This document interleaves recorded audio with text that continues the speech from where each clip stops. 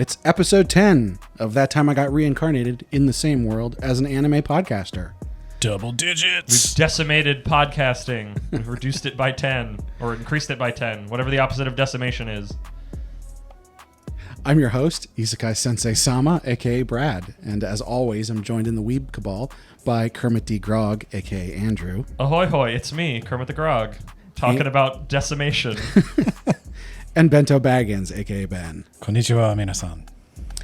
This is a podcast where we discuss anime and manga, the meta of those mediums, and the culture that surrounds them. No news this time. Not really much going on. Not going to talk about all the hype new animes coming out in the fall season. Well, we'll definitely be talking about those next episode. Yeah, true. But make sure to check out our new series, Heroin Addiction, where Ben and I review shoujo and josei manhwa. Hell yeah. So normally, this is where I'd say hit us up on social media, let us know what you think. But, you know, I don't even want that anymore. Don't. Don't hit us up on something. I mean, if you do, I'm going to be super upset. Yeah. It's not I like I care about your validation, Babaka.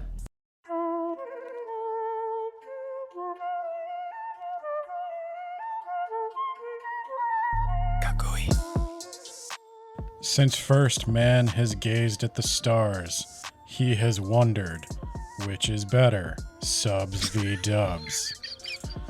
It feels too big. It feels too grand. Anyway, so we were watching Ranking of Kings, and we were interested because we had heard that ProZD, Sun One Show, Who we have talked about on this podcast before with the Nakama sketch that Yeah. I reference on a weekly basis. he does a lot of voice acting and stuff like that, but we found out that he was voicing Kage, the little shadow assassin guy on Ranking of Kings. Kage means shadow, right? Yes. It does. Okay, literally, yeah. So we were on Crunchyroll and we switched over to the English dub just to check it out. And you know what? He's great. He does a really good job with it. He's fun. Some parts of it I thought were maybe a little bit more cartoony than it required there, but overall he was really good. However, the rest of the voice acting is mediocre at best. And I personally think that that's a running theme where, especially with simuldubs.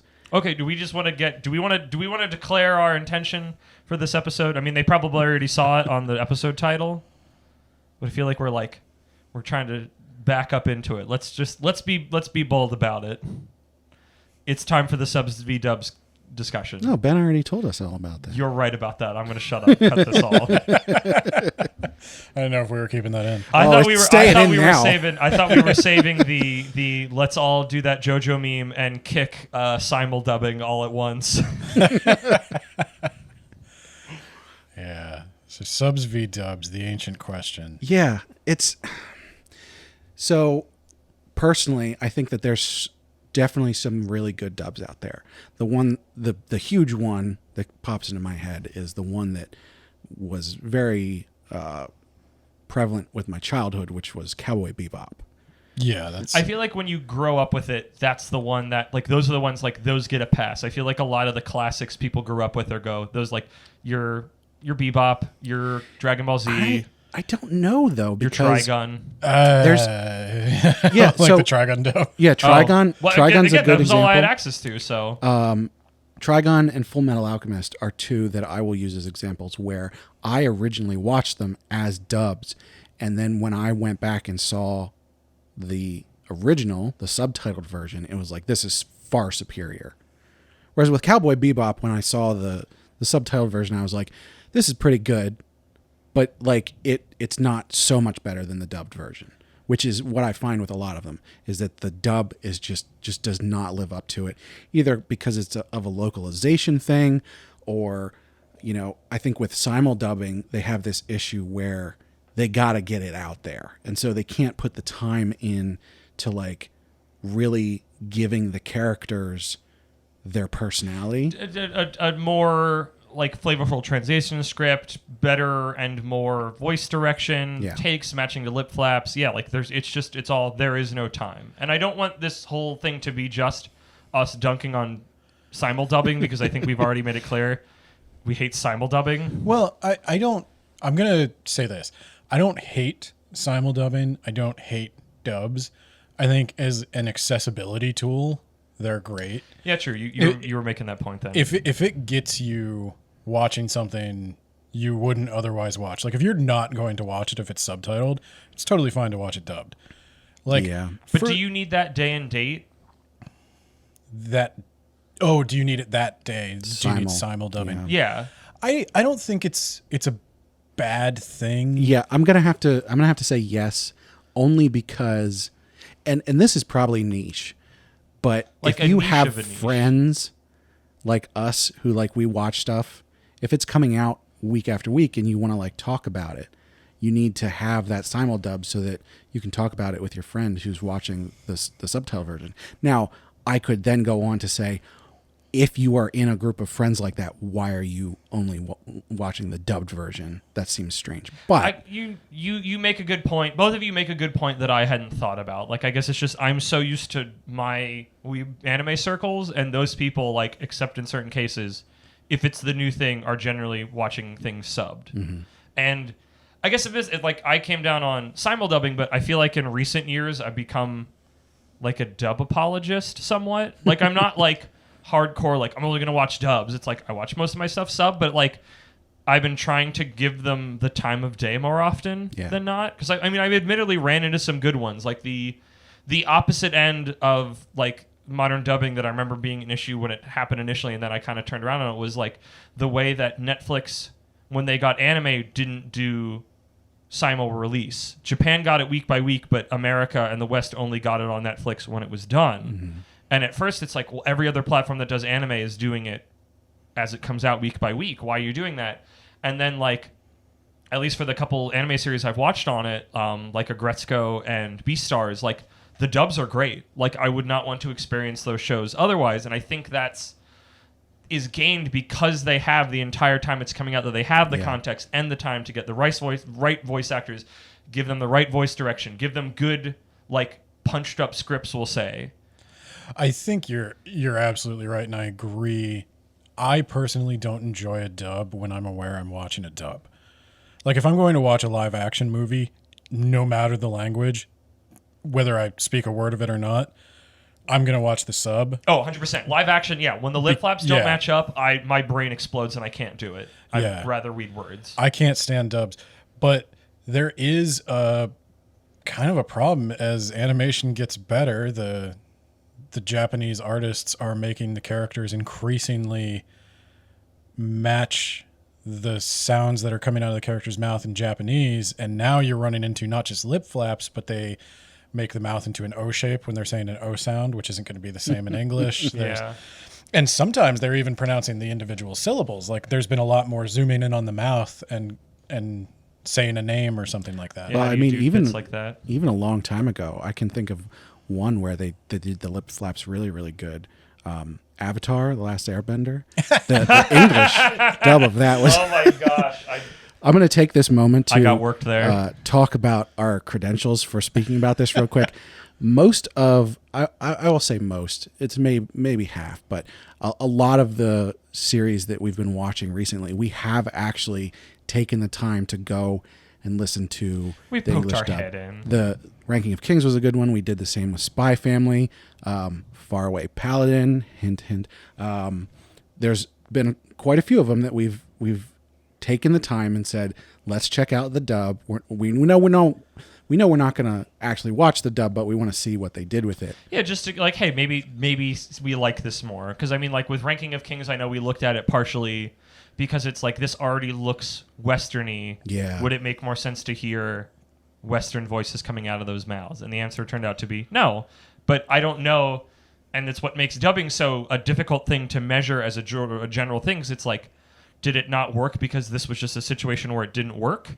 That this show just didn't work well with it? Or that just, like we said, did it not have the time to be properly... Yeah, I think you hit on it earlier with the Netflix ones, is that it comes down to the amount of time that they are going to spend on it, which to me seems like, I'm on the side of dubs should exist. Like Ben said, it helps with accessibility. You want more people to be able to experience this. But does it make sense to try and get it out immediately and not spend the time on it to make sure it's good. And even Well, I guess if you can ignore the lip flap stuff, personally, I don't care about that so much, but like spend the time to actually get the personalities to come through and like make the voices correct. What I don't know for a fact is the simul dub the dub that lives forever? Well, that's a good one because there I'd be is very this curious thing. to know about that. They do Blu-ray releases for a lot of anime, and a lot of the ones that I'm thinking of are ones with nudity in them. But they'll do the Blu-ray release, and they will actually reanimate. JoJo, to give you a clean out, JoJo does this. I remember that being a big thing with Part 4, that they came back later. So it could Which is be. oddly not the version from what I'm told that Netflix has, but that's neither here nor there. It would make sense that they might update it for the Blu-ray version. But those audio. Blu-rays aren't really coming to America. The Blu-ray scene's mostly in Japan, where they don't care about the dub. Like, why would you go back and pay a whole set of actors and translators a second time to do it again for like a double niche? Because now this is the physical release of this series. Unless that's the thing that goes up online, then it's like, as somebody who's like, when you're trying to pinch pennies, that seems... The Crunchyroll has done this with a couple I've seen where they actually then come back and do the Blu-ray release. Oh, okay. So it does. I think it probably comes down to the popularity of the series. I'm sure they're not going to do it with everyone, but I have seen it done. Yeah, because the problem with the dub is always going to be, if you're talking simul dubs, it's always going to be rushed. All the problems of a dub are compounded, but even the best dub is going to have the issue of limited supply of voice actors who specialize in matching lip flaps. It's a different kind of voice acting. And then you have to match the lip flaps. I guess you can't. You're really coming down on that, man. I like Brad's like, I don't really care, and like usually I was just thinking doesn't matter to me. Pro too ZD much. probably had an easy time with Kage. Well, yeah. Because there's no lip flap. Yeah, you get the Popeye situation where it's just like I can mutter whatever I want as long as that I'm mostly on screen. Yeah. I can say whatever I want at whatever speed. Well, here's a simple thing. Like, Japanese sentences are structured differently. Mm-hmm. So the big reveal in a sentence may come at the end, but in English it comes at the beginning, and now the face doesn't match either. Oh, I always get that with subtitles because you'll be reading the subtitle and you'll hear like somebody's name or a pronoun or something, and then they do like the ... and then you get like it flips over to the next one, and then it's like they already said it. Yeah. So obviously, it should the debate really should be, what are we talking about when we talk subs versus dubs? Yeah. Like why would you watch a sub over a dub? Is it just the quality of the dub? Is it to get a better translation? Is it? I think there is, as someone who's been trying to be more of a champion for them despite not really watching many of them, but I don't like the just general like everybody dogpile dubs because it was just kind of the fashionable thing to do as a weeb. Then growing up when we had a choice about it, like after seeing a couple, like I think they bring if a good one can bring its own zest. And I have a couple like actual anime examples, but the one that really kind of brought me around, interestingly, a lot of the ones that have really brought me around recently have been actually video games, but it's video games a very Japanese thing. So like a Persona, and the one I specifically want to talk about is the Yakuza series. The Yakuza series has been going on for a while now. I've played almost all of them, and in the beginning, we didn't have a dub. We just had the subs, and that was what you did, and everybody sounded like the way they sounded like. And then, I'm going to skip over Judgment, because it's not as Yakuza-y, even though it's the same thing. When Yakuza Like a Dragon came out, that was the first mainline Yakuza game to get an English dub, and they're like, we're pulling out all the stops. Like, that game literally has 2 subtitle tracks, one for the English track and one for the Japanese track in English, which is like way more than I think anything ever gets. It's like, we're putting our best foot forward with this. And you'd think it's like, I've been playing this series this whole time. This is what everything sounds like. I wouldn't want to change. And the dub was a delight, and I never want to go back now. It was just... And obviously, like, a video game is a little bit harder to do that with than an anime, but it was that... The thing that made it the most was that it got to add an extra zest that I just couldn't get because I don't speak Japanese. I don't understand all the things. Do I miss people rolling their R's comedically because they're like a gangster or a thug type? Yes. And technically in those games, I still kind of get that a little bit from the way they chose to do it. But like, it just brought out this extra like flavoring. It's just like, hey, I can't taste these spices you're cooking with in Japanese, but when you put it into English in this language that I understand and let these actors with proper direction and a good script explore that a little bit, I get to taste that zest again that might have gone missing. And I think that has more to do with the actual like localization, more so than like dubs v subs. Well, no, but that is a strength of the dub, is that there are just things that I'm going to like. I don't. Years ago, somebody on a podcast said, and it stuck with me. It's like, if there is a bad sub actor, I don't know what a bad actor in Japanese sounds like. Really, True. I can go like, this is maybe not the greatest performance, but I like in English I could more easily cop up like, this isn't good. And in Japanese, like, I don't know if somebody's not emoting well because I'm just hearing it come in. And like, are some better? Probably, but not in a way that I could specifically go, this one's bad. I'm just reading along. Yeah. And their performance, while important, I can't pick up on as much stuff. So, and then some of that I feel like then comes to a topic I wanted to get into then, was that I feel like certain, maybe not even genres, but certain types of shows work better for it than others, I would say. So what are those types? I know we had talked before, and I brought it up, and I think that was your counterpoint of certain things work better than others, is like a Gretzko on Netflix. Like, that worked because it was like a normal situation that could have also worked in America. And it made that, like, as someone who watched it dubbed and then tried to watch it sub, and it just felt so dry. And it just gave it this extra zest. But, like, normally when I'm watching a big shonen fight thing, I don't like it as much. And maybe that some of it's just down to, I've always watched these in Japanese sub. These are the things that I'm listening for. And in English, it's just not quite the same. Comedy is always going to work better dubbed. Yes. If you don't speak Japanese. That's why I appreciate, and this is what you don't really usually get in the simuldubbing or anytime there's a rush, is that kind of that punch up. Yakuza has the punch up. Persona has the punch up. A Gretzko, Beastars, like a lot of those have punch up. I haven't watched it myself, but I've been hearing a lot about like the later JoJo dubs have like punch up and like phrases that were very clearly not in the original thing, but add to the flavor and zest of what it is. Yeah, Well, and that becomes a localization. You're getting the spirit of JoJo more than the accurate translation of JoJo. And the simul dubbing, they don't have basically any time to do localization. No. They basically have to go, okay, what are the subtitles? No, as soon as they get the script, they basically have to start recording. Yeah. And Yeah. you've got the same pool of 5 actors who all sound exactly the same. We have the same conversation we had in our localization episode. What was it? What was that one? Was that the actual term we used for it? Translation versus Yeah, the translation localization. episode. Yeah. It's like, Yeah.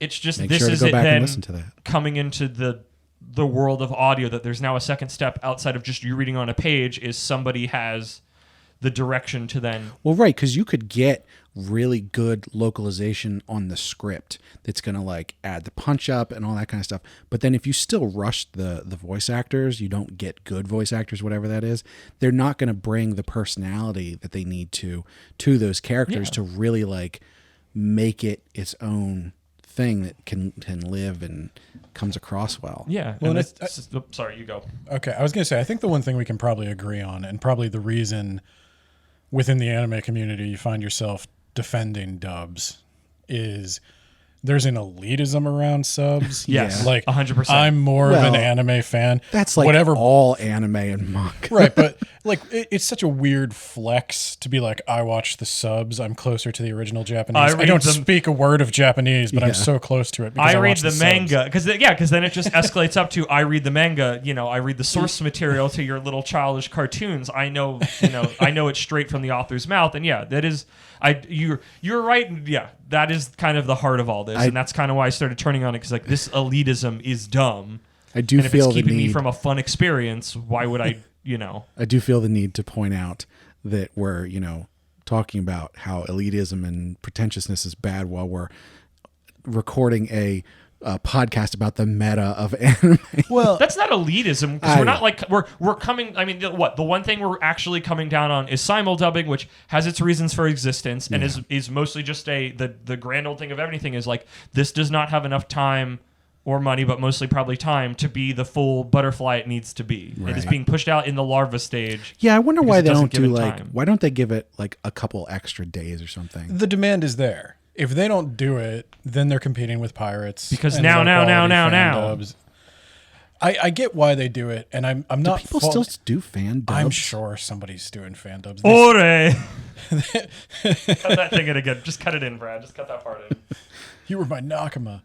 But like, I guess where I'm coming from here is I'm imagining there is a fan. Like, I have a friend who does not really watch anime. He only watched Dragon Ball Z. And then he didn't even really understand it was like Japanese when he started watching it.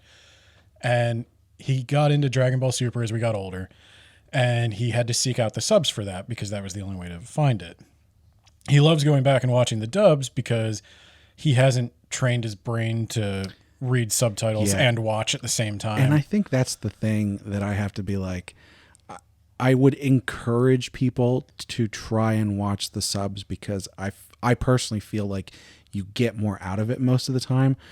And I understand that there's people who have a hard time reading something quickly and then also like looking at what's going on. I will also to that point is I've heard a lot of people talk about it, and I've had this exact thing, is that when I am watching anime subbed, I have to pay attention to it. I cannot be looking at my phone or anywhere else because I have to be actively reading the screen. Where if I'm watching something dubbed, I can occupy myself. I can do some laundry. I can do this or that. There was like a game I was playing that like I got all of the Golden Kamui anime that came out and watched it dubbed, and the dub was a fun time. That was a dub that got some punch up and had a lot of flavor and personality to it that I appreciated.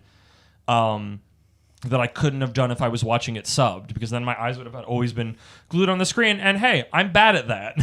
No, I think that's a good point too, because I probably watch a lot less anime than I might, specifically because of that, because I have to put my attention into it completely. Because like I watch tons of YouTube videos and stuff. I have, I put stuff on my watch later list and I just turn that on and I let it play. And, I'll watch a lot of it, but for the most part, I'll do something on my phone or I'll have another site up that I'm like looking at stuff. And so, most of the time I'm air quotes multitasking, if you can call it that, when I watch that stuff. But yeah, when I watch anime, it has to be very deliberate. And I find a lot of times I only watch anime now when I'm eating because like, that's the same thing because it's something else is occupying my hands in a way that it doesn't need to occupy my eyes. Yeah. It creates an attention hurdle. That's why I watch. That is why we have Weeb Club, because I can't sit alone through an entire episode of anime that I could enjoy. There are series that I would like. I love Jujutsu Kaisen dearly. I can't just sit down and watch it again by myself. Oh yeah, I would probably not be watching any anime right now. I'd probably just be reading manga. Yes. Yeah. Reading. There's something about reading that just makes it feel just active enough that I can sit and do it for longer than. Yeah, I have that too. Although I do have to. I definitely, there's anime that I'm like, I have to watch this. I know Ben and Andrew aren't going to like it, so I have to watch it on my own. I only get so many things on here, especially with our slate coming up. I'd say I maybe have enough Japanese to like get the nouns if I'm just watching like a raw. I can get the gist of every topic, but if something goes into a complicated situation, I have no idea what they're going on about. I can definitely watch like children's stuff. But translation is one of the original reasons that the subs versus dubs thing, I think, got out of hand in the first place. Well, you have to think about like back in the day. The dub was censored. Well, yeah, because like Funimation, like they changed so much stuff about it when they brought it over and dubbed it. What are we talking about? I mean, like One Piece That's or for Naruto. kids. Don't put that on Well, Funimation. But the early Ocean dubs of Dragon Ball Z, where Tien loses his hand and he says, "Wait till it grows back," he never says that. That turns into like that was another idea that I wanted to bring up later, was just dubs that have their own script. Their own kind of like, it's kind of a different thing than what the original Japanese was, and in some cases that's born out of it existing at a time that we didn't really have a choice and it becoming infamous. I remember way later learning with like, I watched Yu-Gi-Oh! A bunch when I was growing up and learning that the Shadow Realm was a thing that was made up and that they were just dying and thinking, and sometimes you think on those and you go, Hiffle. I love Hiffle. Did we already post? I think we posted my Home for Infinite. Sometimes it's good. Like that's the thing. It's like those are, I don't want to just say infamous because they're not all bad, but because they were like a shared experience. The freaking, like, I will not regularly but semi-regularly with my friend we will quote the One Piece rap at each other because it became like a cultural touchstone. Same with like Hiffle sending people to the Shadow Realm, which is kind of a more, I would say, messed up situation than just dying, because at least in that case your brain just shuts off, and in this case you're just trapped in a darkness hellscape forever. I that do was way think, more messed up. Like that basically doesn't exist anymore that's because an of interesting thing. simuldubbing. Well, no, not even simuldubbing. I don't think nobody's bringing anime over here that doesn't know it's anime. Well, that's true, but I definitely think that, I don't think the simuldubbing has anything to do with I that. think there's I do think that that's part of it, because you can't do that weird localization as a simuldub. Well, you can't get away with it because people know it's Japanese now. Yeah. People are willing to accept that the person is named Yu-Gi-Oh! And that his friend might not be named Joey. I think that you could still get away with it with some of like the more like aimed at kids stuff. I don't know. I know that freaking Pokemon, and I think Yokai Watch was both on Disney, which is still also a concept that boggles my brain. Well, he's still. I mean, he's still Ash. Not He's still Satoshi. Ash, but that's a broad over they thing. can change that. I mean, this is the thing we talked about in our translations episode. Yeah. Which this is a follow-up of. True. Yes, this is very much a sequel series of a sister podcast. But I do think that for me in 2022, that is the big, aside from the voice acting quality, which I don't think is very good in English, and I apologize to the voice actors. I really do think they're doing the best with what they got. Oh, certainly. But there's just not a lot of variety in the actors who are cast, and there's not a lot of variety in their performances. And they're probably being underpaid. So they're probably being underpaid. I think there's a bigger. Oh, okay, I'm going to say that I think there is a bigger pool of English anime voice actors than there has ever been, because more of them keep showing up at cons that I've never heard of because I don't listen to dubs, and certain places have their particular pool of actors. It's interesting seeing certain voices show up in like Netflix series has like a kind of consistent pool, but it's like in those cases, at least for me, it's always like, oh hey, it's you. But it's always interesting people to be are just trying like, to get work. I've been watching this person on YouTube forever, and now I recognize their voice in this anime that I'm watching. I guess where I'm going with this is, who's the guy? Is it Billy West who does? Okay, Futurama. Yeah. So if you're working as just an animation actor, not a dub actor, you have like just a different talent pool. You get these people who I don't think there's very much crossover. Create multiple there used voices. To be back before we had that distinction. Really, a lot of them don't want to deal with the hassle of dubbing. It's a totally different skill set. Yeah. But you have a bunch of up and coming weeb voice actors, because it's like so many people. Like I record in my house. Like I've seen enough YouTube things and them getting together and talking about it, where it just seems like everybody's in their own little home studio and they get sent a script and then. But you have almost no input on that character, right? It's not as open-ended as it used to be, because they used to not care as much. I think that's why people, which can also lead to its own kind of beautiful things that come out of it. I think that's why people like ProZD, what's his name from Trash Taste, Colin. No, Colin. Who's Colin? Dog. Yeah. Him. What's his name? Is his name not Colin? Can't help you. I don't think his name is Colin. What are you talking about? Isn't it? Is it Connor? Connor, that's his name. And then there's like on the kids. There's the Team 4-Star guys and like those guys doing actual professional voice acting at this point. And directing. I think the reason why we hear there's also a point of recognition to it. We hear those and we go, oh, I recognize them. But they also seem to put much more effort into it. And I think that's because they have been consuming this stuff their whole lives. They are versed in it. They think it's important. They're putting more effort into it. Yeah, it still doesn't sound great to my ear. I still think the original performances sound better, but like I said, I'm not. That's a very subjective opinion. Okay, here's a question. Here was another thing I wanted to get into. Do you have a series by virtue of when you started watching it that a certain either the English voices, the Japanese voices are just like that's what they sound like in your head now? Because like the thing that always it's like Dragon Ball Z, it's like I can't watch it sub. Not that I'm interested in, but it's like that's one where it's like it's the originals, or if I'm being honest, it's the Team abridged 4-Star. voices now. Like that is just what those characters sound like. And if I see them talking Japanese, it's like I don't get that. But the one that got me the most a year or two ago, I think I've talked about this before actually, was that I was like home and I'm like, I want to watch one of the One Piece movies. I think it was like the newest one at the time. I want to say it was I think that's Stampede, and went looking around on the internet for it to get it legally. It had been out for a while, and all I could legally find was the dub, and it was the weirdest thing. And the dub isn't bad, but it's just like and that one's like One Piece is a thing that I've like stitched together between like the 4Kids dub growing up and like the video games and stuff, and it's just like when you're with characters long enough, it's just like these performances are probably great. This is not what these people sound like. Yeah. And it just is like, it's just this deeper brain thing that is, I feel like is outside taste when you're like, when they're really deep ingrained, where it's just like, I can't. This is just not what these characters sound like. Cowboy Bebop does that for me. Unfortunately, Trigun does that for me, even though I think the sub of Trigun is better.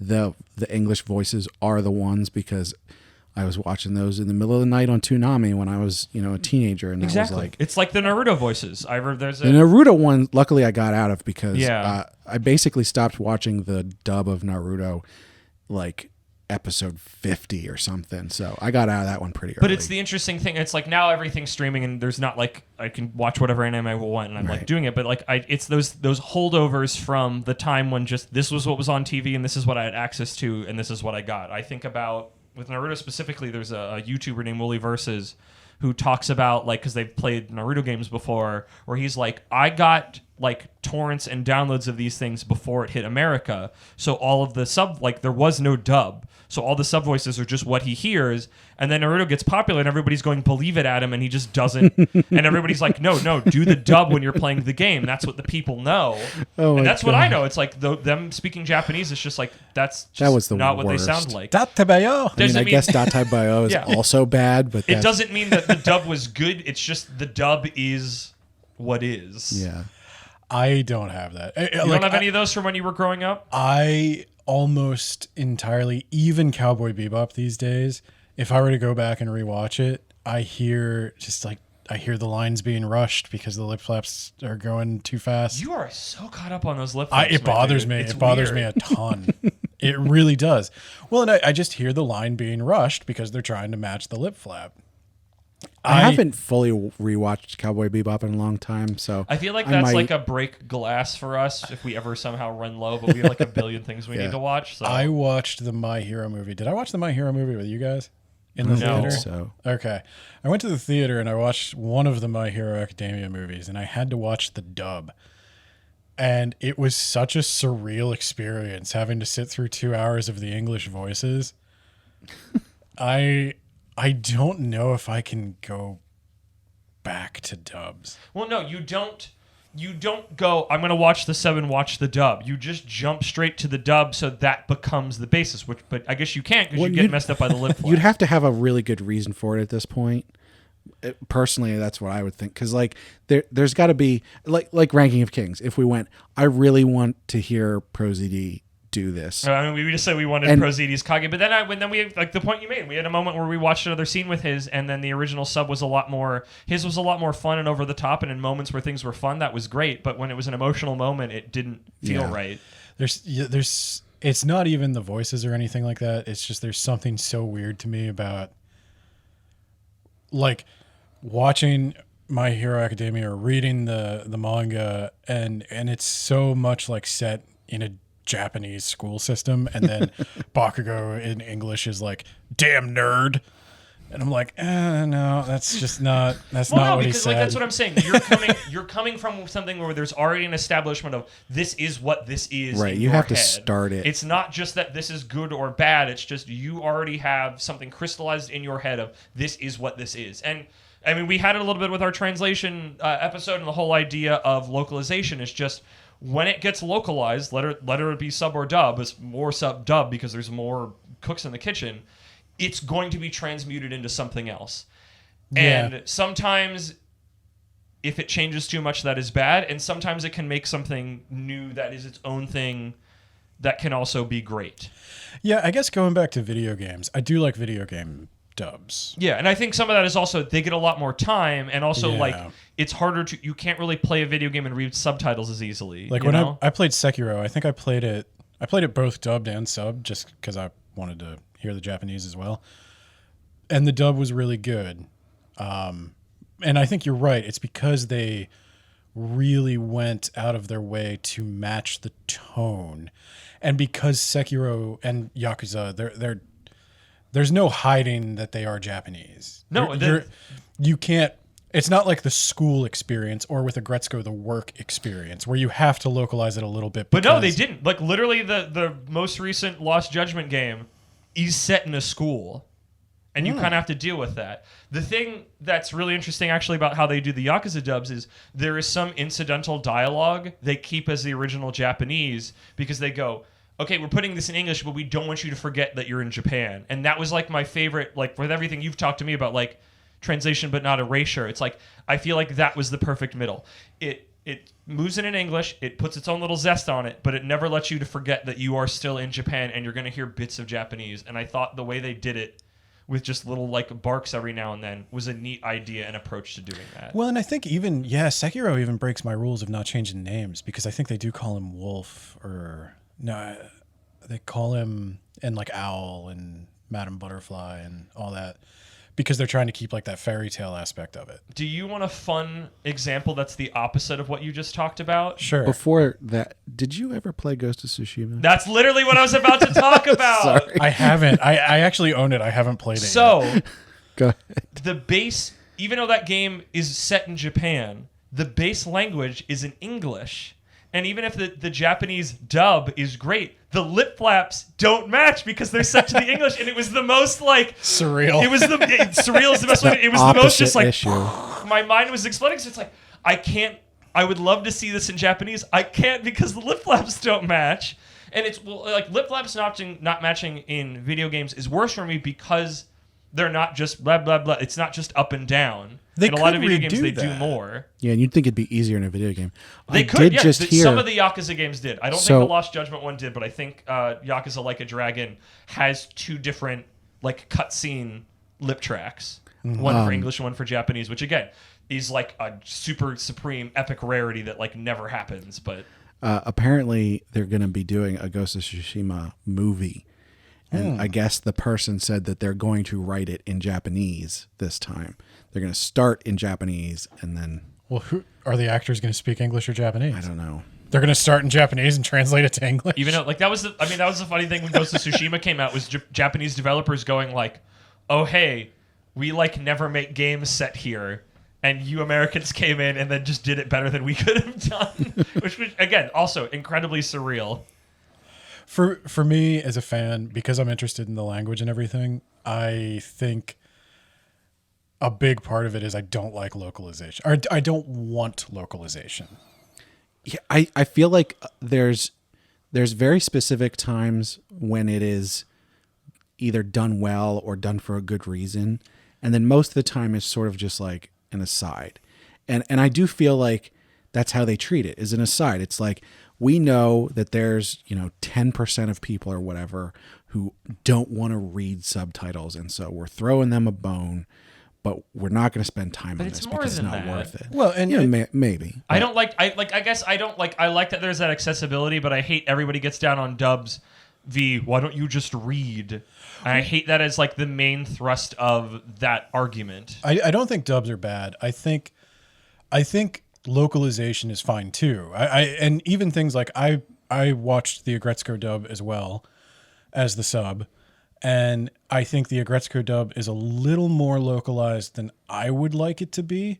But it to me that made it more meaningful. Somebody who watched it and then was watching the dub while reading the subtitles, and the subtitles are just so much more dry. But now everything's being approached in a way that resonates with me a lot more. Because Japanese, and I appreciate that. And at the end of the day, is it being translated? Is that not for me as an American? No, is yeah. something like if I lose something, if I gain something in its place that's maybe different but somewhat equal, do I not have equivalent exchange? Am I still getting something worthwhile? Well, and and I was going to say, like, part of that difference in like the dryness and everything is because Japanese work culture is so much different and more polite and rigid and stiff and subtle, and little microaggressions are interpreted as like huge insults in America. Everything's more bombastic in America.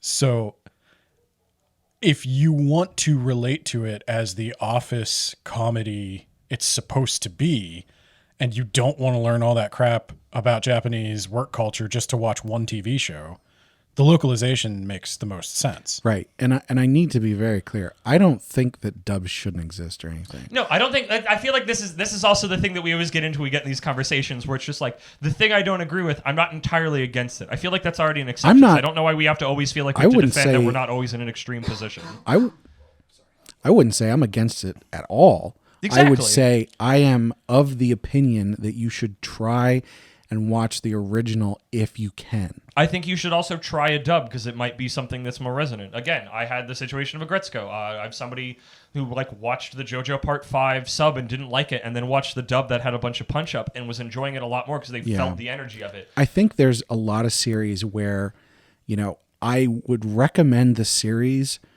more so than just saying, oh, if you're not going to watch the sub, then don't watch it. So as an example, Spy Family. We checked out the dub of that, and we were like, it felt wrong. It doesn't hit in the same way that the sub does, that the original audio does. However, the series overall is still so good that it goes so far beyond that. If someone said to me, oh, I don't want to read, I don't like listening to other languages, whatever their reasoning was, I'd say, okay, you should definitely still watch it. Watch the dub. But you will still get something good out of it. I'm curious, because it's obviously I'm in this timeline, but to see another timeline Kermit who didn't read Spy Family, who didn't watch the sub, and how would he feel about the dub? I think because we have the context. It's even if I never heard them speak, reading Spy Family as a manga put in my head what they sounded like, even though it was a book. It made no sound, but then because I had that kind of coming into it. And I don't, again, that's the thing, is I can never truly empirically say this works or this doesn't, because I'm always going to be coming from a state of I know things for Spy Family and have context. Spy Family is one of those ones where once you've watched the sub one, it's you're set. That is what they sound like. Possibly go to the dub because Anya specifically, it's not even close. It's not the same. I'm sure that the English voice actor for Anya is good. I don't think that she did a bad job, but it just does not have the same. She sounds feeling. a little older. Yeah, she sounds too old for how old Anya is. The vibe is wrong, but the new vibe is not of equivalent exchange, as I've said, to replace the old. Well, and this was a simul-dub, so it's handicapped already. Right, yeah, right. exactly. But, this was where we started coming down on those things, because we're like, I didn't even know this existed. Well, I said I didn't know these existed. What I would want somebody to get out of this conversation is, I imagine somebody who is coming to the dubs as an entry point and is maybe taking an interest in the culture or the language. I think it would be worth their time to watch the subs. I think that's the next step to trying to get a little bit more familiar with the things and maybe get beyond the localization to being able to watch it more close to being able to enjoy it as much from the source, if that's something you want. Now that it doesn't make you better or worse to want that or not want that. But the interesting thing is, I think what Kermit's saying is that people who check out only subs might get something from watching the dubs. Yeah, I wanted to say, as a companion to what Ben is saying, is if you're an old boy and you've been in this a while, check out a dub every now and then. I had, as someone who watches exclusively subs normally, I had a great time with the Golden Kamui dub and the Haikyuu dub, where originally I tried to watch Haikyuu twice and it just wasn't clicking, and then I watched the dub and it's this is the zest and the energy that I was needing from this, and it just made it click in a way that the original for me didn't. I will say, and I think that goes to our point before of saying I think humor or comedy, maybe not necessarily comedy shows because Spy Family is that, but shows that have some writing in them and some zest in them do translate well. I always want to shout out Cromartie High. I freaking love the Cromartie High dub, and I've been wanting to go revisit it for years. Yeah, that one worked. That one works. That one is mwah. I watched both for that, and that one. They got it. That one. I mean, but there's also that was one where I had never read the manga. I had never seen it subbed. This was the version that I got it in, and that's how I approached it. That one also didn't really have anything super deep or you didn't have to connect with the characters so much. I feel like they got deep into the ideas of like comedy writing at some points that felt very like I don't know what this is in the original because this but that's feels not very like a writer writing from the heart in this language. But that's not like personalization of the character. Yeah. I do want to say, and this is specifically for our German listeners. So, What are German does like? Your Dio's real dope. hey, everybody in Frankfurt, the German Spy Family dub was actually really good. Oh yeah, didn't we check that out for some reason? We were like going through different ones, and I think we looked at like Russian and maybe Spanish, and we did the German one. And was like, oh wow, this really German works. one was really good. Like like I said, there was like I got to see a clip from JoJo of German Dio, like of him recording it, and he was going for it. And it's like hell yeah, dude. I think the Spy Family probably works a little bit even more in German because it's set. They're from Berlin. Yeah, It's set in fantasy Berlin. Well, for our German listeners, I always watch German movies subbed as well. Mr. I know there's going to be no context because any of you have seen it. We already talked about the translation, but I can't not finish this conversation without talking about how much I love Bobo Bobo Bobo Bo because that dub is literally the only way to experience that, and I don't know what watching the sub would even be. That'd be an interesting experiment. Anything that's highly referential of like very specific Japanese pop culture. Yep. Yeah. You need it. That is prime. That for happens. Like that is one, Yeah. and I know we did in the translation thing, but like that is the biggest, most bombastic example, or at least one of them, of this was translated. This was not translated. This was transmuted into something else. Yeah. But what else? Like it can still. I guess that's part of my commanding piece. Even if it's something else, it can still have value. Yeah, I guess I have a soft spot for like the Shin-Chan dub, which is not. It's a totally different show. Oh, and what was Ghosts. Commander Garrow, or what was the Sergeant frog one? Frog? Sergeant Frog. Commander Caro. What Was about the that dub? Garrow. Garrow. It's Frog, isn't it? Yeah. Because it's. I think you were right. It's Sergeant Frog. Sergeant Frog was the English one because I read that growing up, but I don't know if I ever saw the anime. But yeah, you were talking about the Ghost one, which is like Yeah, a completely Ghost different that show. one they threw the script out entirely. They never got the scripts. Even more so. There you go. Yeah, so they just ad-libbed. Yeah. Or Duel Like I feel like I'm going to all my old hits from the translation one. There's Duel Masters, which was supposed to be a straightforward children's card game show that they made it into a meta fourth wall breaking comedy show, which I appreciated, and also just the. Like, do none of you have anime that you didn't know was anime growing up because we didn't know that then? Because it's like, I loved like watching Hamtaro growing up, and like, I don't think I could watch that sub because it's just like, these are their voices to me. And I don't have any power or control over that. Dragon Ball Z. Yeah, Dragon was Ball Z. definitely one where, I saw that before I sort of understood that there were like other places that would do. The challenge for me with Dragon Ball Z is when the kids these days don't appreciate the struggle of having to have your mom tape Dragon Ball while you were at football practice because it only is going to air once and it's going to be reruns for another 30 days. But no, I was so like it took years from the Namek arc to get to the Cell arc. Yeah. And then it took years further to get to Boo. And then you watch it again, it's like 12 episodes. Yeah. You're like, what the heck happened here? So you had to wait day by day, and if you missed one, you were done for. So I actually got into the weird wide world of fan subbed on a VHS tape. Oh man! Traded at a convention and then ripped Heck onto yeah. a computer. And I got into that weird, like we had to find a guy who had, like, I think he was actually in San Francisco getting imports and then subbing them and like bootlegging them out.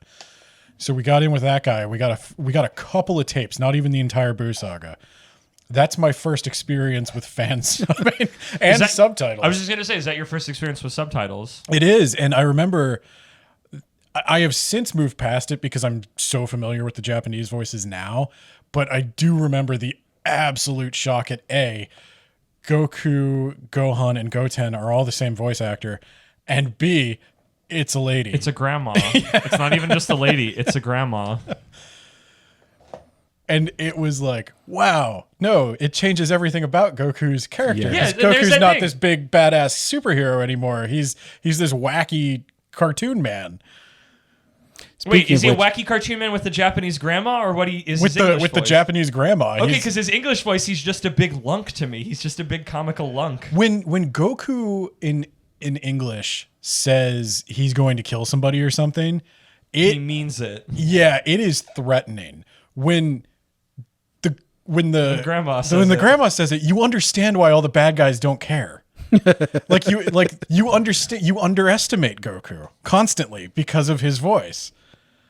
And it's so interesting to me. And like Gohan sounds all like prim and girlish and That one makes sense to me. right, but then It makes sense, but that was the thing we either didn't have or didn't pick up. We didn't pick up on Yeah. as clearly. And like, are we missing some deep meaning out of the story of Dragon Ball Z? And Probably I know not, I'm like yeah. laughing and making fun of that, but like that comes back to the thing is like to the bigger picture of just like, are you missing something? Have you Because you ever- can never truly experience this in its base form, and I try not to get too tangled up in that because it's just gonna be confusing and make my brain and heart hurt.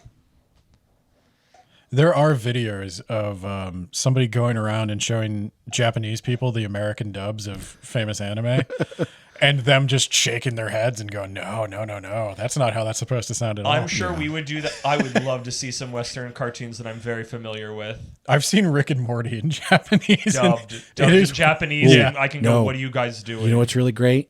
Russian Rick and Morty. what? I haven't Yeah. seen What that. dank stuff Look are you that getting up. into, Brad? You need to look that up. Russian Rick and Morty. Right, that's the real stuff. This is why you have the Soviet anthem on your. Well, the Russian voice actor is the only one who can get the burp talking right. Japanese are too polite to do that. You guys are going to love our ad today. Oh man. Oh, man, I'm looking forward to it. Somebody's got to pay the bills. Yeah, so I don't think we came to any exciting conclusions. I think the conclusion Well, no, I is think try everything.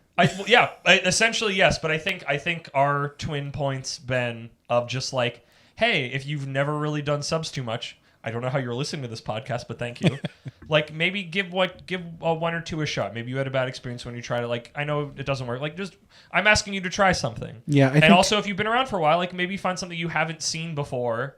And just like check the dub out. You're like, I've been needing to check this out. I'll just check the dub out. And like just like give it a little time. It's gonna feel weird and different, but maybe you can find something like magical in there, something that'll click that maybe didn't before. And you know. I think my conclusion is what I already said, which is I think almost all the time you should try and go for the sub because it's gonna, give you the feel of what it's actually going for more. But yeah, check out the dub every once in a while because you might find something you like. Give it And a you know shot. what? There could be You fun can things in you there. can check out the dub most of the time very easily and just watch 5 minutes or something just to check it out and maybe see how hilariously bad it is. Or good. Again, I don't want this freaking Whatever you do, don't be an elitist about it. Yes, Don't I be a think that's- gatekeeper. I think, no I think one- the two major things we can all agree on is don't be an elitist dipshit and simuldubbing sucks, but it's not really anybody's. Nobody should not watch anime because they think, oh, I can't do the subtitles, so I just won't watch it. Yeah. Yeah, simuldubbing is the best of a bad situation. Yes, I think. correct. Yes. Okay, we're just going to keep talking in a circle, so I feel like Moving on. moving on.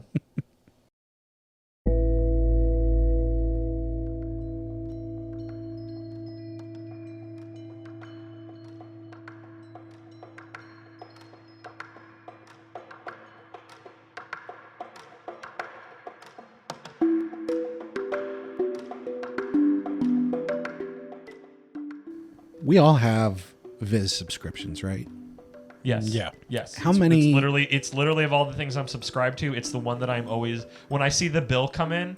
Instead of going, oh gosh, it's getting more expensive, I smile and go, I'm getting my money's worth, which is a thing that never happens in life anymore. How many series on there do you follow?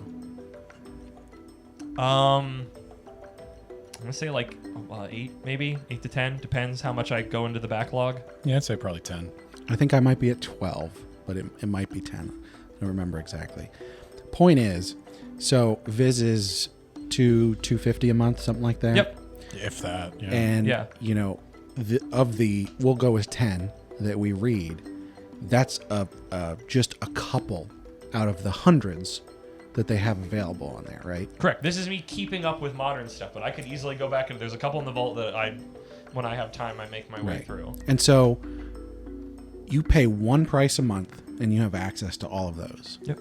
And if, say, for whatever reason, there was only one that you wanted to read on there, they have the first couple chapters and the last couple chapters for free. So you could conceivably sign up for just a month and then get through the backlog and then unsubscribe and then just keep reading the free chapters. Yeah, that was what originally lured me in. I was going to do that with One Piece, and then I just fell in. And if it's a brand new series, you could read it for free forever. Yeah, As long as you kept up with it. And we should also note that very recently they just updated their website, which for the longest time wouldn't track what you were reading. You could like mark your favorites, but it wouldn't actually go, oh, you read this chapter, this chapter, this chapter. They actually updated recently. They're doing that now. Seems like they're not keeping it synced with the app. Yeah, the app, it's the information is not synced across apps. So it's like I use the website, I use my phone, and I have a tablet I read it on, and all three of them have different things marked that of what I've read. But they all keep track of the favorites, so I'm hoping that's coming in the future now that the website's got it. That's my one singular gripe with the platform. Literally, that's the only one. I want to point out Viz as such an excellent value for your money. Specifically because as someone who reads hundreds and hundreds of different series, An ungodly amount of manga. it is so difficult to actually pay for manga. Viz is so far and away the best way to do it. Unfortunately, Viz doesn't have everything. It's all Shonen Jump stuff. Right. Yeah, past and present. There's multiple other sites that allow you to pay, and then you can read manga on them. Now, most of them are terrible in one way or another. And I'm going to call out a couple here just to give you some examples. So the big one that keeps coming up from me is called Comic-Key. Now, Comic-Key? Exactly. Okay, making sure.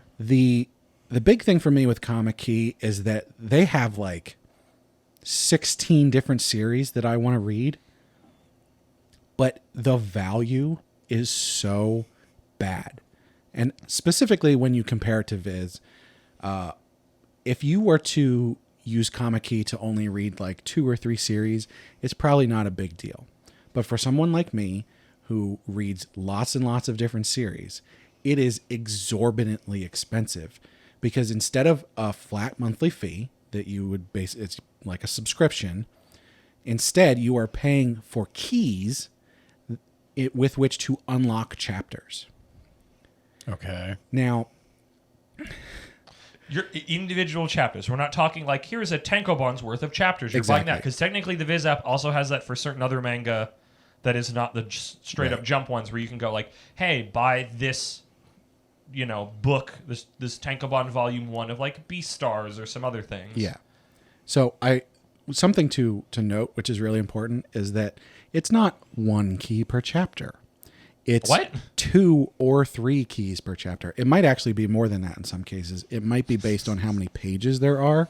This chapter is rarer. If so you this want is to kind of like like you're buying your in-game currency. Yeah, it's literally like this sounds DLC. like book. No, this sounds like book microtransactions. Yeah, exactly. So I did some calculations here. This One Piece chapter has a lot of lore, so it's worth more keys. So what we're looking at is 20 to 30 cents per chapter. Okay. Which doesn't sound crazy. Like 10 cents a key about? Right. Tax, that's exactly what it is. Something. So 10 cents per key is the high-end price for it. The lower end price puts you at about 16 cents per chapter instead of 20 or 30 cents per chapter.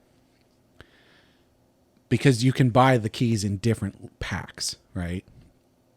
Wow. I'm assuming the more money you spend, the more cost value you get. But it's not that because it's big. Microtransactions. It's not that big of a difference. You'd think like, oh, I'm going to buy, 700 keys. I should get a much better deal than if I buy 100. So I'm guessing no published book exists because I know. Okay, I was just going to say, it's like if you could. I wanted to see if the none prices of the matched comics up. offered on Comic-Key you could just go buy a book of. No. I was going to say that's the only way this could work. Right. And that's exactly what it is they're holding these hostage. So for someone like me who wants to read 16, 25 different series, I'm going to be spending $70 to buy the keys to catch up on some of these series. It's crazy. So 16 series, and you say $70. Okay, wait. I want to do some math too. I think that we're thinking in the same direction. So you said how much about for chapter? It's like 20 to 30 cents on the high end. So let's say 30 cents. How many chapters are usually in a tankobon? 10 to 12. 10 to 12. So let's say 10. I actually checked Viz for this, and it seems like a lot of the Viz tankobons are between like 6 and 9 chapters. Okay. But yeah, I think 10 is probably pretty close. 10 makes the math simple. So 30 cents. So what? That's $3 for book?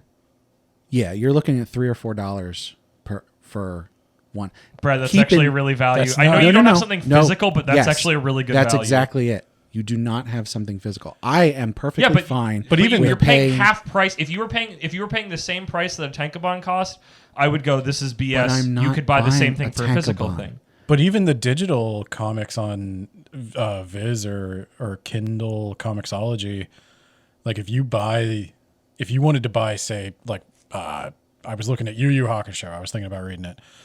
You could buy the paperback for like 15, or you can buy the digital book for like 11. I should point out here, I buy every single volume that comes out of Frieren, and that is $10. Yeah. And I have no problem paying that because Frieren, first of all, is excellent. And second of all, I am getting a physical book. I think it's not something that will just disappear at some point. You're waging a war against ebooks in general here. Like, Listen, I don't like the way the microtransaction is going, but now that we've done the math, like these per chapter, it makes it feel ickier. But when I do the math to add it up, it actually comes out like, I know I wouldn't have a physical copy, but I'm also somebody that like, I try to keep my like physical stuff belt small, which is why I like having the subscription service. What is the ownership you get? Do you just get access to it? Do you just have it, quote unquote, forever? Could you download it? Get access to it. I don't think could you 3D that print downloading a it manga? is technically allowed. I mean, I'm you can sure obviously you could. screenshot. Yeah, but not like there's not like a download button. Like you can technically I guess you can only just download locally. And I guess what it comes down to is stuff. Viz has ruined me for everyone else because it's such a great value. I look at this and I go, you know, if Comic-Key came out with like a subscription plan and they said you get, you know, however many keys a month for $5 a month or $10 a month or whatever, and they made that like worth a lot more than the individual key buying, I would totally be down for that. Well, have you tried Comixology or any other like digital comics thing? I happen to have that on my list here. Okay. Comixology, I did try. I went and I signed up for their free month trial, and I unsubscribed within 20 minutes. Yeah. Because Comixology does not have anything good. I have a Comixology subscription, and now we're not talking manga here. Yeah. I have it mostly for comics, but yeah, pretty much the name. The only things that are included in the subscription are their originals, which are okay. So I went through this, and I actually just went through this again yesterday. I looked through Comixology, and they do have some things in there. Attack on Titan. Okay. Like Air Gear, I think, is in there. There's a bunch of them. I heard good things about Air Oh, Gear. they the specific one that I wanted to call out was that time I got reincarnated as a slime, because that's one of my favorite series. And I went on there and I saw it there. I saw it listed for Comixology. I was like, oh, cool. So I clicked on it and I looked. Only the first 6 volumes were available out of 20 or something. And it's like, if you're not coming out with if you're not pretty up to date, if you don't have what all is the this point? why, exactly. there's more of it out in physical probably. But I think what Viz is doing with Shonen Jump, how much of it is Viz and how much of it is Shonen Jump?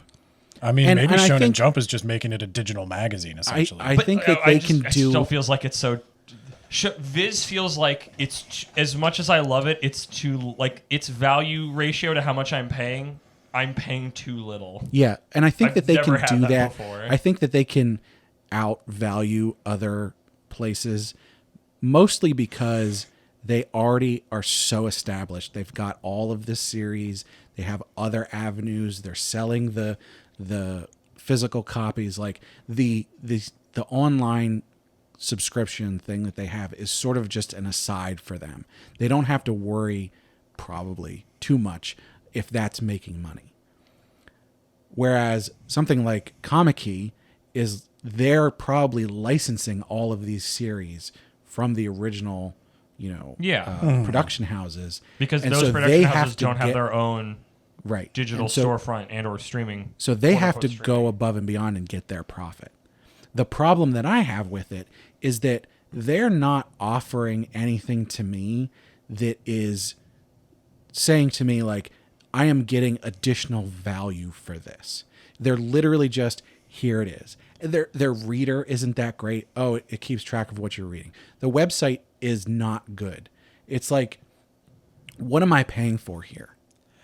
I still think though, in terms of price, like Again, it's not crazy if you're only someone who's reading a couple. No, of but you're series. approaching this in your I read all like I think this is where Ben and I's background of reading a lot of physical manga growing up, where you just don't like it costs. If I wanted to read through something, I usually went to the bookstore to read it because it was much cheaper than having to buy all of these like $7, $8, $10 mangas book by book. Yeah, I was going to say Full Metal Alchemist is one series that was fairly long that I own all of the original small volumes of, and that was probably $260 to $300. Yeah, I'd be curious how much, like, I know it's not a popular series, but just by virtue of volume of volumes, like, I've got, like, 30, like, all the volumes, but I think there's, like, 30 plus of, I think even more than that, of iShield 21 that I had to slowly buy over time because each one is, I know now that they're kind of out of print, they're a little bit more, but it's like, each one is around $8 to $10 in physical thing, and it was when it came out. Like, I guess I should. You're coming from this of a digital manga dex viz now here just pay me a subscription where like I like that it's like Ben and Brother it's like you're paying $3 for an entire book like that's I think- like I would love to have paid that back in the day. I think I digital should or also. otherwise. I should make it very clear. There are no series on Comic-Key that are like, oh my god, this is so good. Then why are you reading them? Well, what? How dare you ask Isekai Sensei-Sama? I know how dare you ask Isekai Sensei-Sama why he's reading trash and he refuses to pay for it. But that's another comparison to make because every don't single read it! no listen, you are not hearing me. Every single one of the 10 series that I am reading on Viz is 8 or better. Okay? Okay. They're an 8 or a 9 or a 10 on my list. Okay. All right. Yeah. All That's why of you read them. the 16 that I want to read, out of those 16, maybe 2 of them are 8s and all the rest of them are 7s. So the point is the value is not there. Is this another? What's the content? Is this like manhwa? Is this? Okay, I actually have manhwa. Yeah, here. So I like Brad that you're not listening, and it's like I am listening. You're not changing my opinion. $3 a book is incredible and is a gift. well, then you should definitely go on Comic-Key and look and be like, oh, all of I've already these got are enough. crap. I have I enough. would not pay any Brad, money for any of these. I have enough manga for myself right now. I'm behind on multiple series because I'm busy and don't So, have time to read manga all the time. If you thought 30 cents per chapter was bad, on Tapas, which is from manhwa, I thought you were going to give us the list of the series that you're reading. you buy ink. What is with these people? Right. Can I just buy comics? No, it's got to be microtransactions. You have it's Now- like a phone game. You have to obfuscate the currencies so they doesn't feel like money. The That's why we had Gamer Microsoft points. the Gamer one points were something interesting thing about Tapas is you can watch ads or take surveys to get ink, so you can technically get stuff for free. Okay. But it's only like 10 ink, 30 ink kind of thing. Whereas Oh, yeah. one chapter I don't know is what the ink inflation rate- 375 I see. ink. Do you get a certain amount of ink per day? Is this just No. a phone game? No, Because this sounds like a phone game. no, that would be cool if you just got free per day. Here's a chapter. Here's enough ink to buy a chapter per day.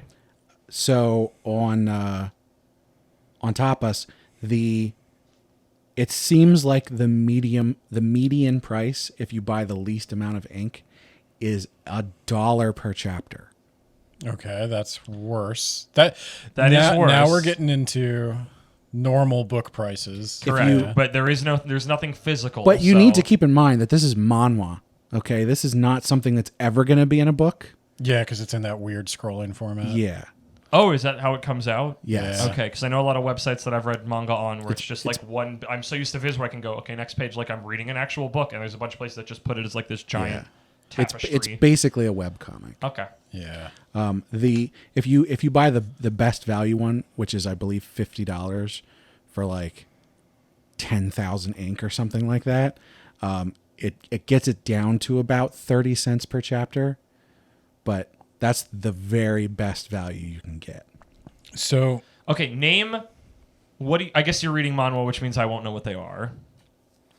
I was going to say and the last one is like name the series that are making you decide that you have to deal with these storefronts. I will open up Comic Key right now. I want you to and tell I will me. read I want you. to tell you the top 5 things that you could convince me to try to get on the Comic Key. Well, I was going to ask 2 questions. Like, what is the target audience? Is it like young women?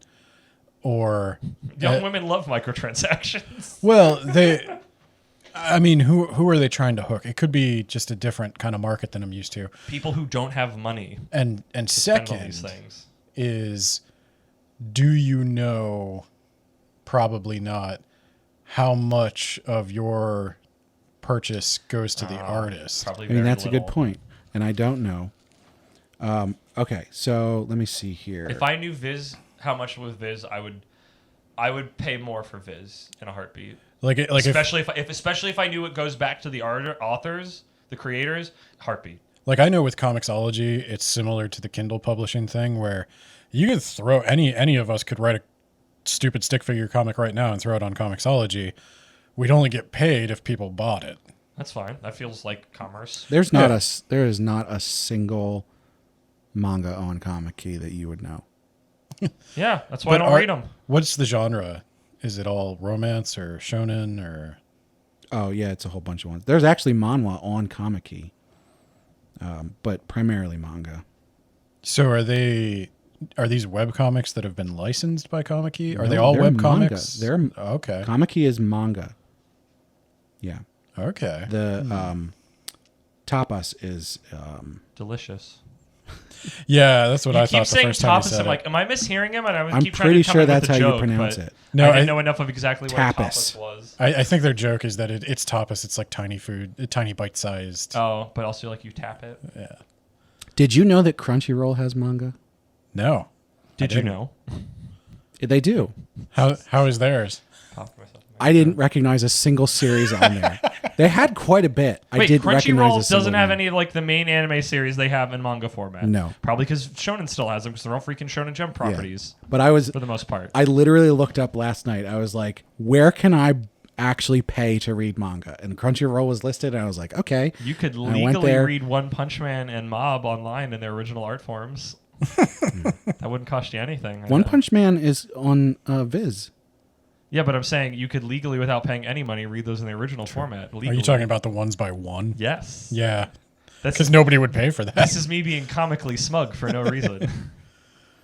I just want one place where I can give I just the want money. the mega corporation I will pay. where they own all of the creators, lock, stock, and barrel, and I can pay as little as I want. No. Where this money goes to the corporate Listen, people and not the creators. You I'll want pay- Steam for comics. Yes. It's not happening. Yeah. There's too many companies. No, I think it's going to go, like, best case scenario, I think the way it's gone in Japan is similar to what, like, newspapers have done with their digital subscriptions. I think each manga magazine has a subscription, and they're buying up webcomics and doing digital, like Shonen Jump Plus or whatever. I saw, like, Shonen Sunday and a couple of other ones have similar. Something has just struck my brain.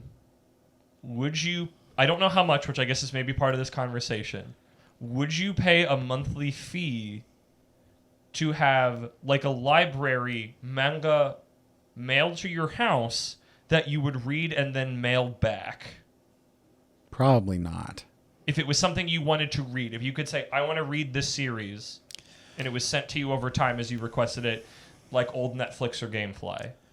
Because they'd have to have It would depend entirely on like selection for me. There are manga that are hard to find that I would read that way, but if I could just go to Barnes and Noble and buy a coffee and sit there and read it like you're not supposed to, Yeah, I mean there is that. That's kind of the alternative because it's the. I mean that. I guess this is a service very much geared towards me of like I prefer reading in physical, but I don't want to keep it in my house.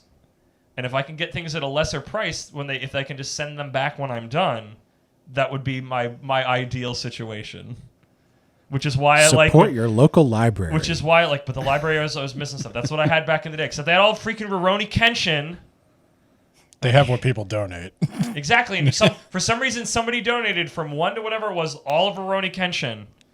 And it's why I freaking hate Rurouni Kenshin to this day. Because it was like, I don't want to read this.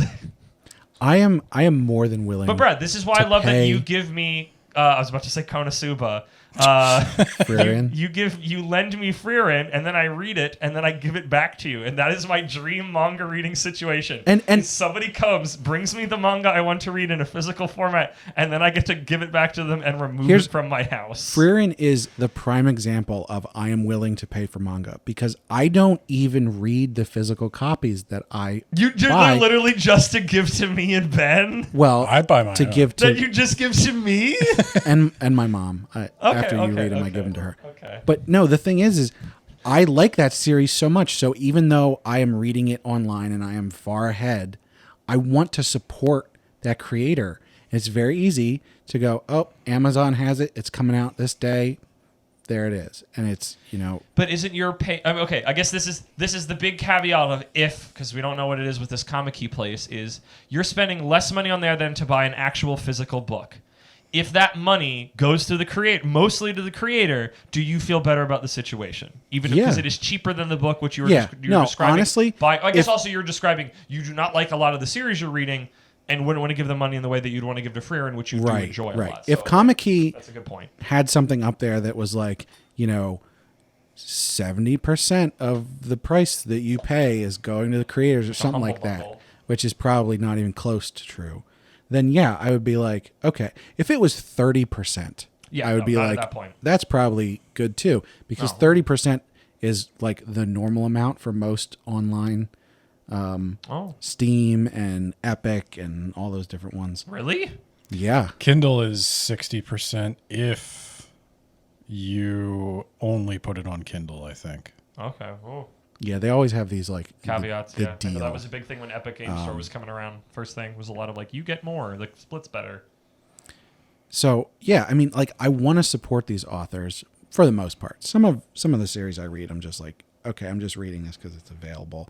I don't really care at all. I'm just shoving this into my brain. Right, but I haven't had this talk. basically anything that I read that's an 8 or more, I would be willing to give someone money for. I want to give them money for it. But I can't justify it when I see a Viz and look at that price point and the value I get out of that. I don't think that's a good measurement stick because I think that price is, as much as I love it, is ridiculous. It is a pipe dream. I would say it's not real if I hadn't been paying it for the last how many years.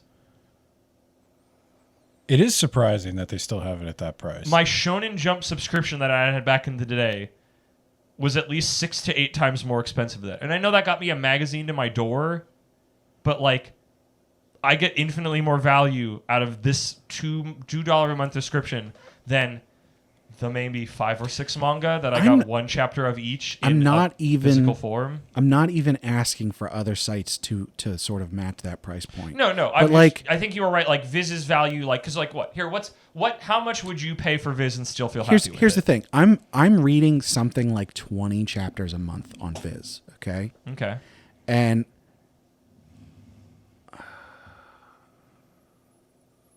what am I looking at here? So that would be $4 on Comic Key. That would be $4 a month To read 20 chapters. Right. Except I definitely need to read way more than 20 chapters. Okay. So this sounds like This sounds like Brad, you said you said so we can both. You want to say it on 3? Yeah. Okay, 1, 2, 3. This sounds like a you problem. if I could pay Comic-Key $4 a month, that would be fine. I would be willing to pay Comic-Key $10 a month for the series that are on there that I want to read. But if I actually spent the money to like buy all of the keys necessary to catch up on all of the series that I want to read on there, like I said, I'd be spending, $70 or more. So you want a monthly fee that unlocks their whole library? Yes. Yeah. I think that's a reasonable request of literally any service. Yeah, and I'm not looking for it to be outrageously cheap like Viz. I understand that is ridiculously cheap. But I just want the ability to not have to continually microtransact. Yeah, no, I agree. that we are in agreement. I think where we diverted was that when you got into the numbers and Ben and I said, "Wait, those numbers are actually kind of nice." But we're not. You're just telling us this, so we're not interfacing literally with these interfaces where it's all icky and microtransaction, which makes everything more icky and gross, and I hate it. Yeah. Yeah, I think the whole buy Manga Land fun bucks to unlock chapters. Yeah, that's icky. That's stupid. That's very icky. But I don't think it's a total scam. Here's the best part. The higher tiers of keys that you can buy. Wait, what? So you have like different packs. And the bigger the pack, the Do you more have to you're open spending. a loot box and you get random chapters? And Luckily it's hopefully for not. ones you're reading. They haven't implemented that Yet. But and Tapas does this too with their ink packs. The higher pack you get bonus keys or bonus ink. I don't know if Tapas works exactly this way, but on Comic-Key, you get these bonus keys, right? And so like you get 20 bonus keys for the one level and 40 bonus keys for the other level. Now, can you guess why bonus keys is stupid and dumb and I hate it? Are they different than regular keys? Is it just cream on the crop, or does it do something different? Is it just not enough keys to buy something with, so you got to buy another thing? Those I are good remember guesses, that. but no. It's way, way worse. Okay. I don't know. Lay it on me. They expire in 5 days. What? wow. Okay. Now Why we're did you getting open shady. with that? Yeah, now we're getting shady. He was already icky, but it was just like, okay, yeah, that's But like, how good are all these? keys expire.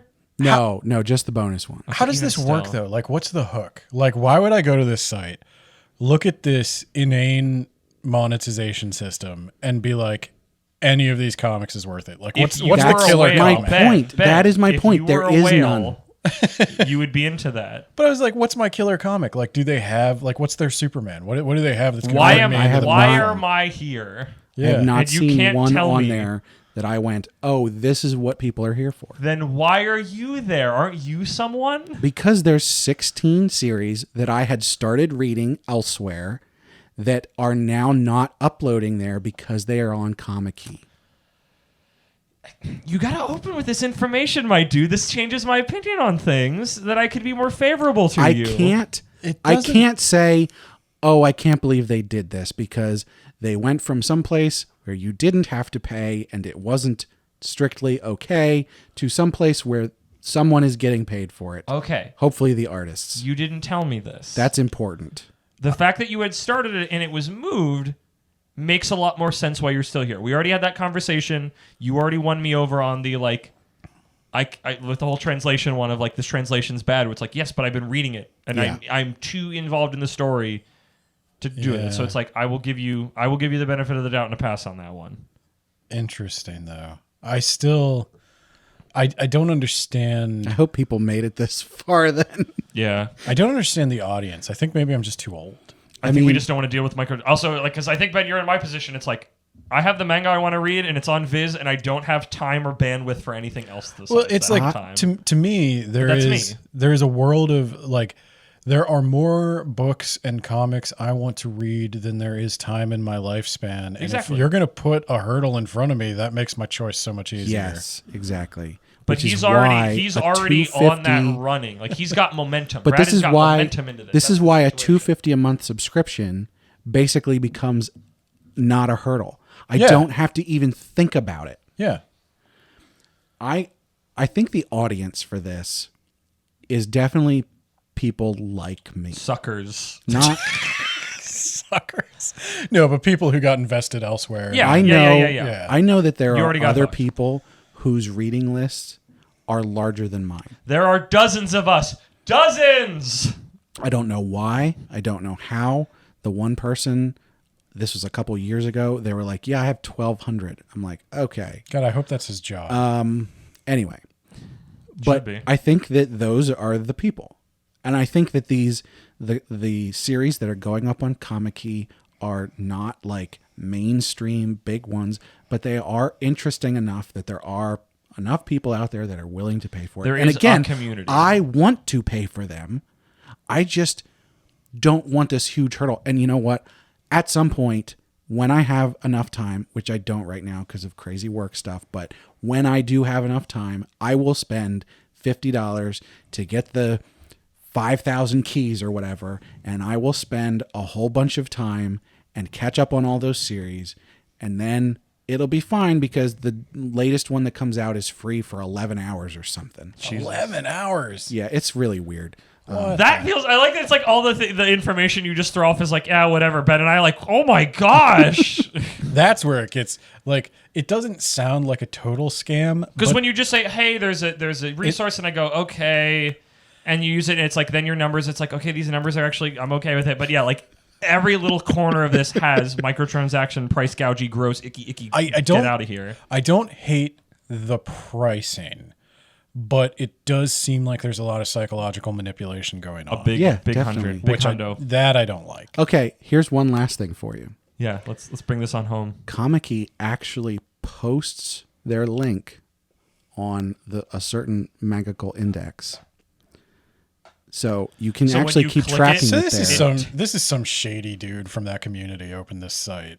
Maybe, but it's legitimate. Like they're the official translation. Yeah, they're buying up licenses or something. Yeah. Yeah, but it's not like But it's somebody it's not from above Here's the within. thing. board. So here's my thing. So you know how I said like, oh, it's free for 11 hours. I think what they actually do is like, it's free for 11 hours and then they lock it and then it's free for 11 hours or 12 or something like that. It's going back in the Disney vault. They go Shonen back. Jump at least gives you like a week, or Yeah. at least until I think either a week or No, until the next till chapter. the next one. There's the latest 3 are free. Yeah, Always. So- yeah. so- always multiple like, weeks. It's no icky. You have to wake up. At Even if the series ends, the last The 5. point yeah. the point I'm trying to make is that if you are on that manga site, if you are using it to track your reading, which a lot of people do, and you get that Comic-Key link that'll pop up, you'll click on it and be like, this no longer available. And you might be in the middle of the window where they were like, it was free, now it's not, it'll be free again in a little bit, and then it won't be again. Gross. Does So you it have could- an app? Because this sounds could like a thing completely that's on miss a it. phone app. Yeah, that's This is icky. I would they're not- they're using all the psychological manipulation of microtransactions. Yeah. for a manga, which seems And so I- strange. I Where don't- you could just like I make it said- straightforward, but I guess that's the point. It seems like a half scam. Yes. It could be forgiven if they are giving some kind of like decent percentage, minimum 30% And to again, the artist. like I said, give me a reasonable subscription cost and I will pay it. yeah, you'd think because a lot of things that have microtransactions would have a monthly fee or microtransactions. Right. But they probably won't make enough money off of subscriptions, which seems weird because a lot of places like to do subscriptions because it's a guaranteed income then. Yeah, we know you're going to be here. But unless this guy Is here made for the now. well, unless this guy licensed it based on commission, sort of like with Amazon, where it's like I'll put you on my site and I will pay you 30% of all transactions on your stuff. Whereas if I do a monthly fee, then I have to invest in figuring out how much I got to do, like a Spotify thing where I either Right. pay the top YouTube however- Premium. Yeah. Hey, guess what? I pay for YouTube Premium. Yeah, me too. You got me I to do it. pay for all kinds of stuff, but they make it so difficult sometimes. Just drives me crazy. And so I really wanted Just to take bitch my about money. that for 20 minutes or whatever. I do appreciate that Ben and I kind of formed a counterpoint, but I think we all kind of came together in the end, which I also appreciate, but I think it made it more interesting because we had Sorry, a different perspective. I slow rolled that, I guess. You kept up your onslaught against both of us trying to dunk against you, so I big respect for me. ご覧のスポンサーでお送りします。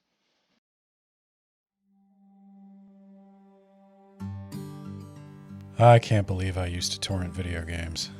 Took some foolish risks in my younger days, but I was still taking foolish risks with my anime. Anyone who likes anime may be at an increased risk of getting their internet shut off. Toonami and terrible Funimation dubs weren't enough for me. I had to stop kidding myself. I've been practicing reading subtitles, learning some basic Japanese, and now I'm paying for the official release. If you've been kidding yourself about anime dubs, stop. Along with the ability to read subtitles, the official release has been shown to increase enjoyment of watching anime from 56 to 83%. Official releases are WEEB approved to reduce the risk of ISP intervention in nerds who have a need to watch anime or risk factors for anime addiction. The official release is not for everyone, including women. Seriously, some of the anime on there are really misogynistic and offensive. If you torrent anime, you may be at risk of having your internet shut off. Don't kid yourself. Talk to your local Isekai Sensei-Sama about the risks and about the official release.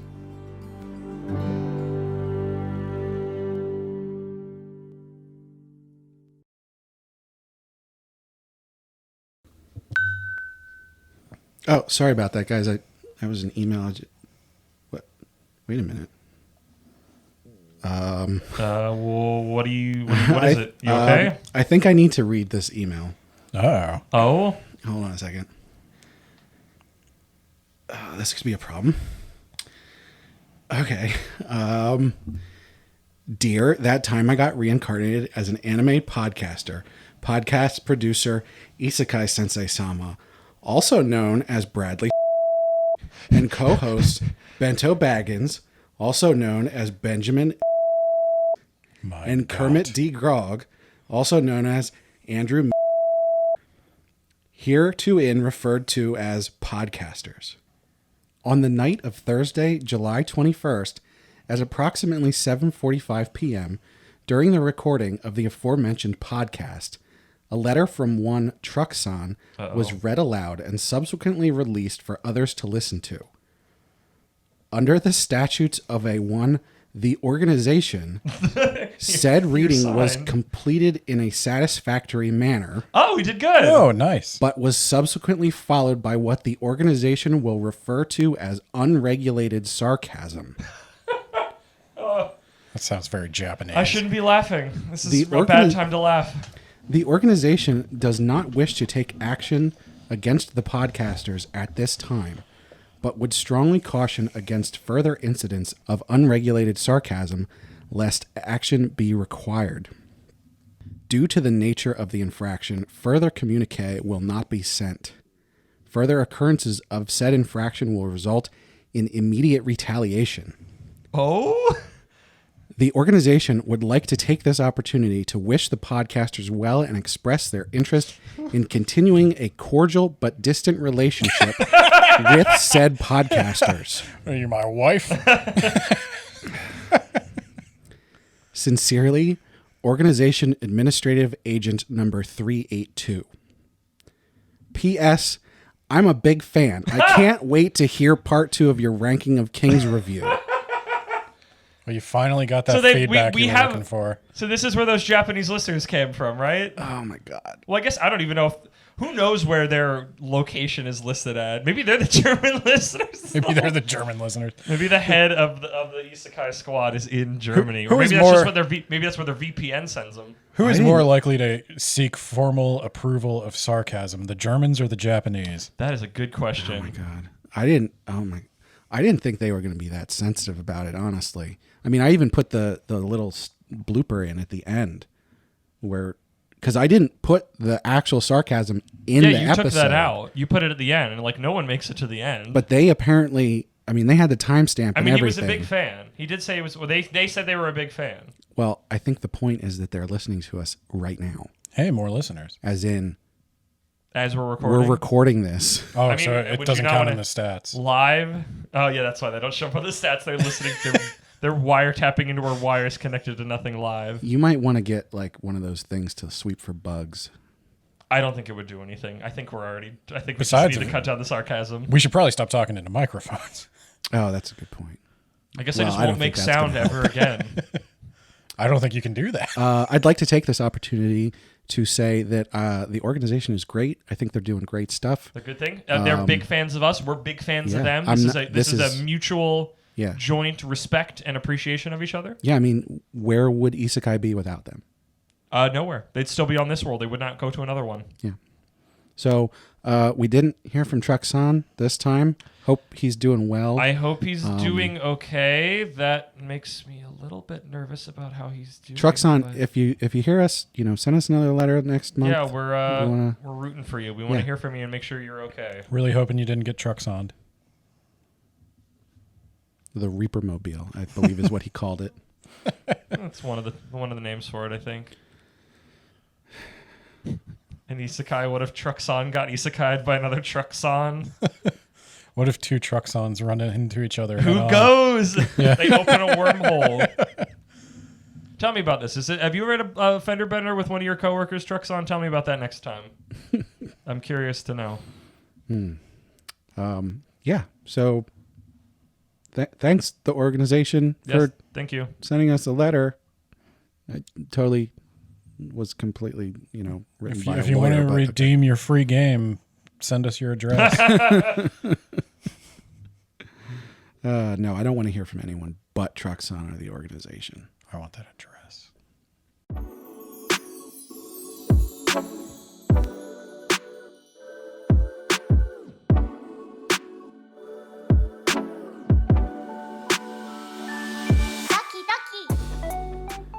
All right, it's time for Manga Book Club.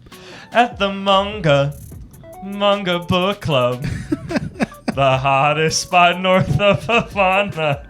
It's the Manga Book Club. Here on this day we are talking about the book. It's Faraway Paladin. Huzzah. That was pretty good. Yeah. Good copyright struck on that one. Yeah, Baby. edit in a little calypso music underneath. Oh yeah. So as you heard, we're going to talk today about Faraway Paladin. This is a series that I've been reading for a while, and it had an anime adaptation pretty recently. We started watching that anime as a group, and we stopped watching that anime because it was mediocre. Mediocre. But the manga that it's based off of, as I said, I've been reading for a while, and the manga is excellent. Yes, So- and I started reading it then. That was that was part of the agreement. Was it's like I don't want to keep watching this, but it was the vibe. I'm happy I had Freerin as like a touchstone where it's just like this feels like something that would be better read. Yeah. Because I think one of the major problems of the anime was that there's like a lot of like big monologues, and it doesn't have enough budget to make those feel not like it just like, okay guys, come on. When you're reading it, that's fine, and other things can make those work, and this one just didn't. But like it's a fairly straightforward fantasy adventure, but it's got some of its own ideas. Like I'm just having a good time with it. I enjoy So- it. It is technically an isekai, but Yeah, that's I was going to say, so normally this was originally going to be one that I was going to talk about on the Isekai segment, but because Andrew started reading it and getting into it, and because we watched the anime, I decided that this is one that we should sort of put in a more generalized spot. So yeah, as Andrew said, this is an isekai. However, the isekai-ness of it isn't really that important. it is, but not in the way that it normally is. Oh yeah, that's a good point. Do you want to go into it? Yeah, so the whole idea is the character was essentially just the normal, shut-in nerd. He dies, Depressed. depressed. Yeah. I mean, I feel like that's kind of part of it.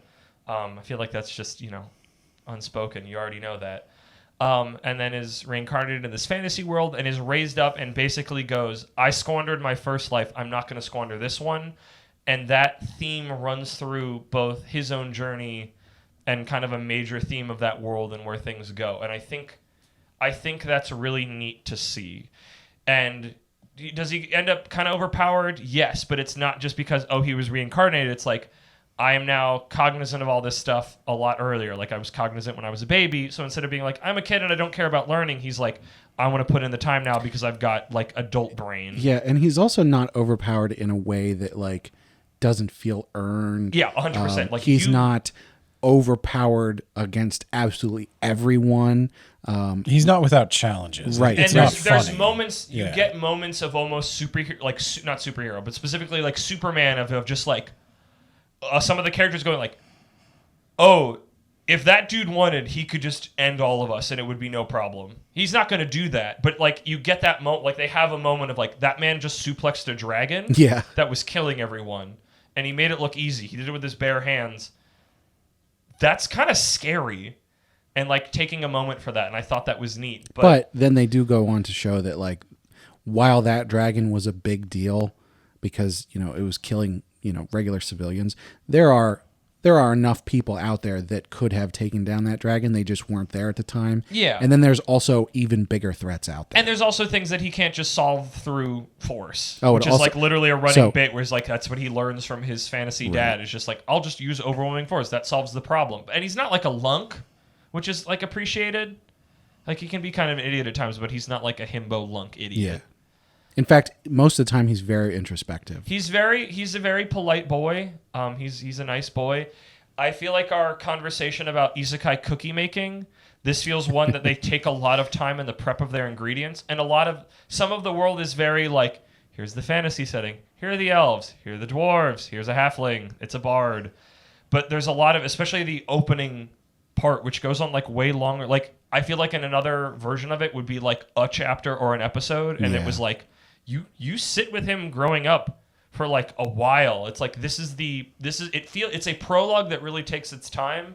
And when we were watching it, I was kind of frustrated by it, but then reading it, it felt anytime they cut back to those, like they flash back to those moments or when he has all this skill, you were there for that journey. And that journey wasn't just, and we're done. Like you took time with it. You felt it as it went through. It was its own little story. Yeah. So then when he's out in the world with all this stuff and this information, it feels properly earned. It feels good. So even if you're moving around this like kind of semi-generic fantasy world, that heart is always beating underneath it. And to be fair, there's a lot of the trappings of generic fantasy, but there's this underlying lore of the world that sort of takes it beyond that genericness, which is the gods. It's its own kind of like it's cribbing from a lot of different notes, but it's not. There's nothing that I've not seen before. It's a chocolate chip cookie, but it's like grandma's chocolate chip cookie.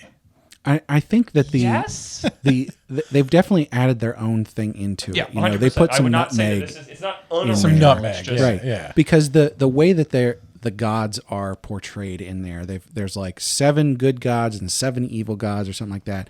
And the 7 good gods are all, when you get old enough, you pick which god you're going to worship, right? And then like each god is as powerful as like how many followers they have or something like that.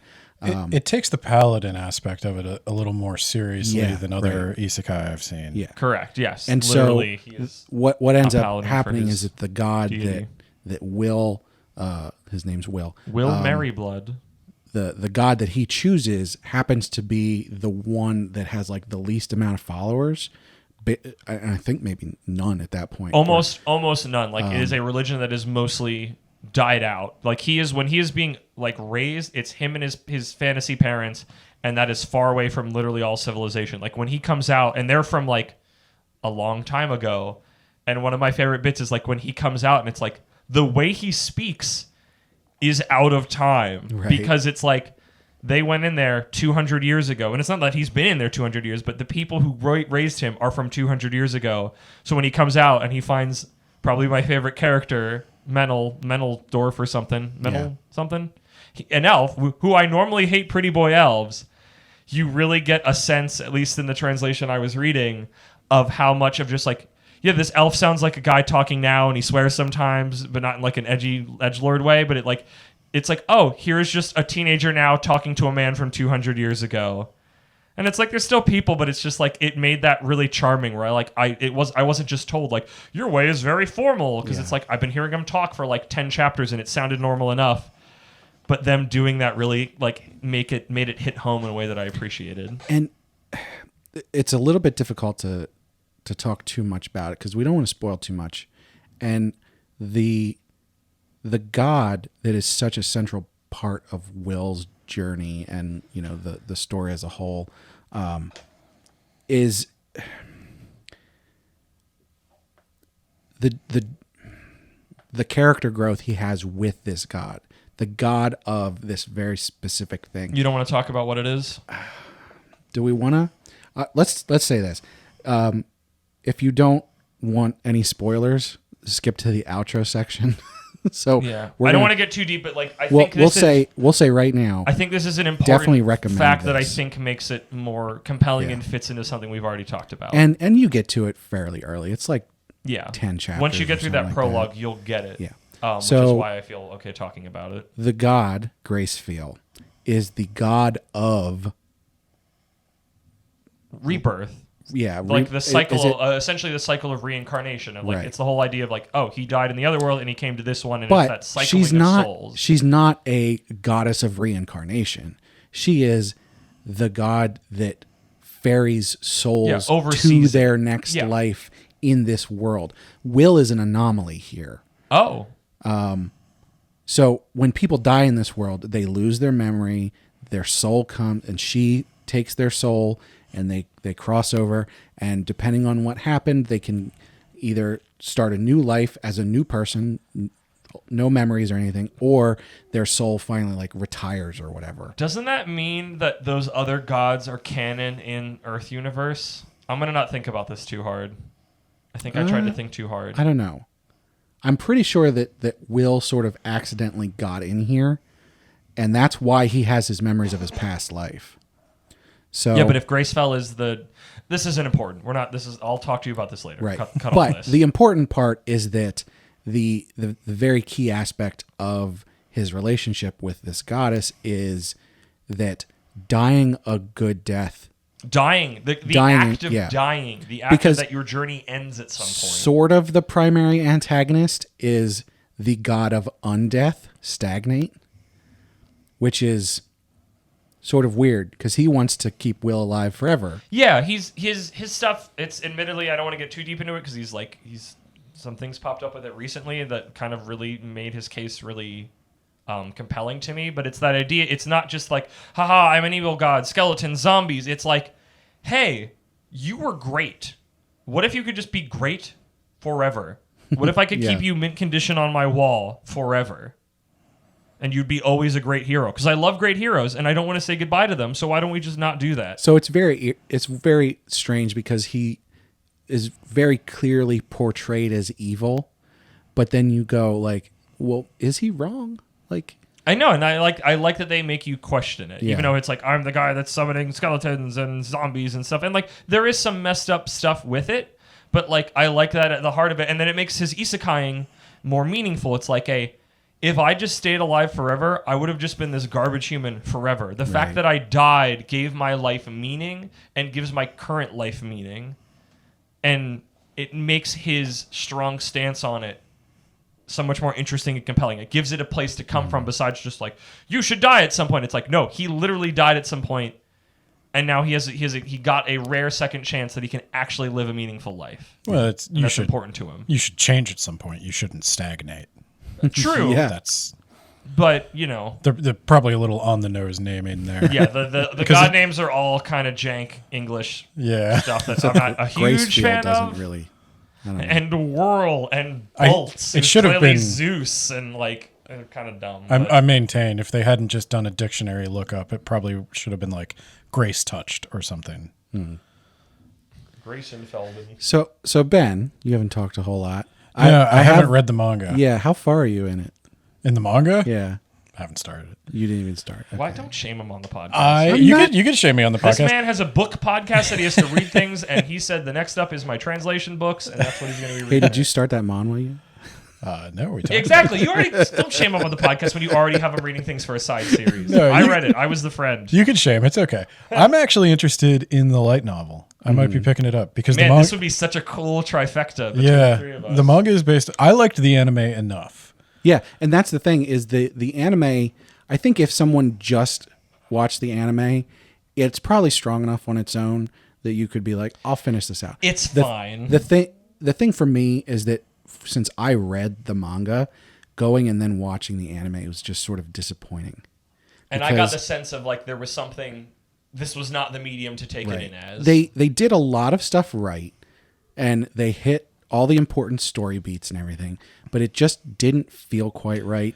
The voice acting was just a bit off. It's fine. The choice they made where they showed Grace Field's face immediately, I felt was wrong. Because they don't do that in the manga. They keep her face hidden for a long time. It's just a lady. It doesn't mean anything to me. It gives it a different feel. I kind of wondered if they were a different Grace feel.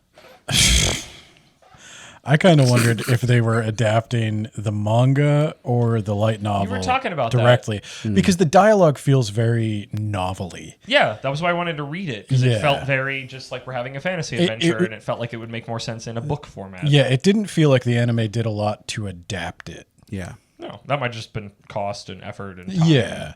And that was the other part of it is it definitely feels cheap. Like it's not badly animated, but it also in spots you go poor use of CG. Right. It doesn't blend. Poor blending of CG, I should say. And yeah, there's definitely places where it's like that. The running there was really stilted and weird and like but it's like it's nothing like. Again, nothing terrible. It's just fine. That was what my thing is. Like, I want to keep taking this story in, but this is not the medium I want to take. If someone said to me like, "I'm definitely not going to ever read any manga," I would say you should watch this anime. Check it out. It's got some cool stuff going on. I don't know how the rest of it goes because we only kind of got through that prologue section, which took however many episodes that was. But I'd be curious to see some of the characters I've met since then. But I'm not rushing back for that anime. I know the light novel's out in English. So I'm going to check it out. I'm going to check out the comic too. I'm kind of interested in seeing. I know there are a lot of things I've consumed that are adapted from light novels, but I've never gone and read the light novel. That's a thought. How does I've never had to come across like how do I describe this?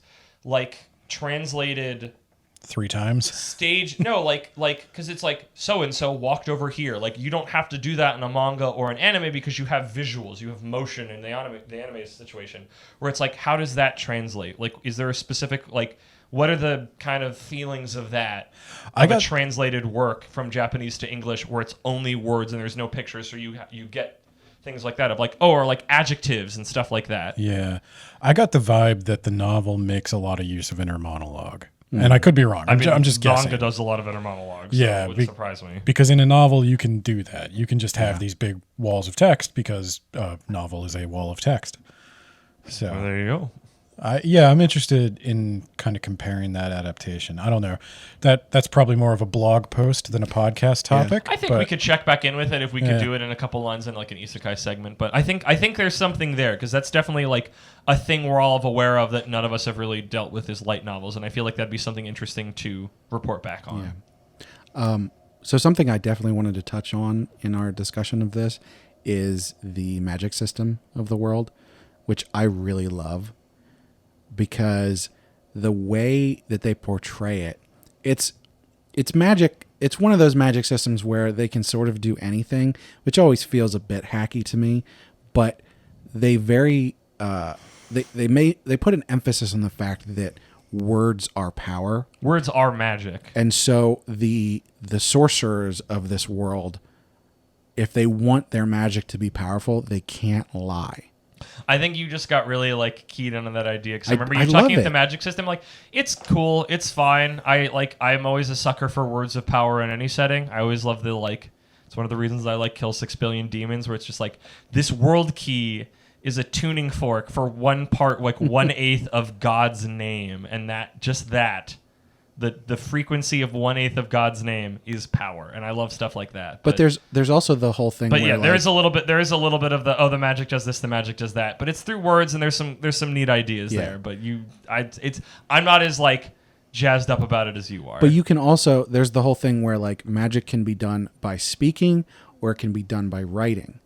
And so like one of the most powerful sorcerers there are who trained Will is able to multicast by writing with both of his hands at once and also speaking. And that's just like really cool to me. yeah. I just think it's super cool. And I like the idea of like, you know, you can't lie because if you lie, your words have less power to them. It adds, you know, I'm someone who doesn't like lying, just generally speaking, but like it adds that element of like suspense to it because you can't really trick people then if you want to be the strongest sorcerer, you know? Well, there is that Aleister Crowley notion of do as thou wilt is the whole of the law, and that knowing one's true will is, and his name is Will. I was going to say one true will. Is essential to magic, and that a sorcerer shouldn't lie because the word is the bond and your words should mean things. And when you lie, you're stripping your words of meaning. Yeah. You're reducing, you're watering down your will. I actually like that as well. I think that's true. Thank you. To Thank real world you. philosophy of Okay, magic. this maybe gets cut via spoilers and stuff, but like I think the thing that makes me not as because like I got refreshed that because they go back to the old man and they talk to him and they bring that thought up again and it's like it's neat. I have not met a spellcaster where he lied a bunch and his spells weren't as powerful. Well, and that's the thing is they don't really explore This it. is a big like. I'm being. You think I'd be more jazzed about this from that whole thing of like this is a situation where we're being told something and it never actually mechanically comes up, but it could. But there hasn't been like an evil spellcaster yet. Yeah, I would like them to explore that more because really the only sorcerers we've seen at this point are Will and Gus. And like they go to the academy, but there's like nothing practically there. Yeah, those people do like nothing. So it's little. Like, it's really why weird. did we do? We I went know. this whole way, It's and a fantasy setting. I don't know. I'd like Doesn't Will matter. to have to lie and have his powers weakened by it. I think some of that is crucial also time. just it makes Will a straightforward boy who says what he's thinking. Yeah. yeah, and like if you want, He's bad at being if you duplicitous. do have to trick somebody or whatever, you have to not talk. Like you have to find a way around it. He has a reason via his upbringing to just be incredibly honest and earnest at all times. And that also goes back to the paladin nature. makes of him it. a nice boy. Is like we've got he's basically a D&D paladin. He's Superman. He's He's Superman. got his patron. He's got the magic. So and then he's got the strength of being a knight. And then He's keen on economic and then he's got the political healing and like and- overview. yeah. There are situations though where lying is almost the right thing to do. Maybe that'll come up as a plot And point. yeah, I don't know. so right now. I'd be interested in see how he deals with I'd that. be Like, curious to see it. I don't know if the series. I don't know where the series is necessarily going, but I'd be curious to see that show up. Yeah. I really enjoy it, and I think a lot of other people would enjoy it if they're not checking it out already. I mean, the fact that it's got an anime on Crunchyroll means it's got to be somewhat That's got popular, something to right? follow. If you want a fantasy romp, yeah, go for it. There's a cool, like I said, I usually hate pretty boy elves, and he's my favorite character in this because he's a sassy boy. There's a lot of good he characters. speaks his mind. You know, a lot of times in mangas, you get sort of like the main character. You might get one or two side characters that are sort of interesting, and then everybody else is sort of just like NPCs. But this one there's a really couple of feels those, like admittedly. there's a lot of characters that have rich, full lives Yeah. that are surrounding him. There's some Especially good ones. There's when some NPC ones. Yeah, when they bring in the dwarves and like, you know, 7 or 8 of those dwarves feel like real people, it really goes to show you that like the writer is really putting thought into it. Yeah. Faraway Paladin. Check it out. Go read Check it. it Maybe out. watch it, but mostly go read it. If you can't read it, watch it. just don't watch it dubbed. Well, if they can't read, then they can't read the subs. So Damn it. how'd they download this podcast if they can't read? You could probably use a screen reader. Yeah, I guess so. Some sort of common name. I guess Play. they could be. I guess they could be blind. So that's not Reincarnated. rude of me. I apologize. I did that once. I said the word play words about books, and they were not happy with me. Well, they're already listening to this podcast, so we can't really tell them to listen to this podcast. Oh, well, in that case, play words about books.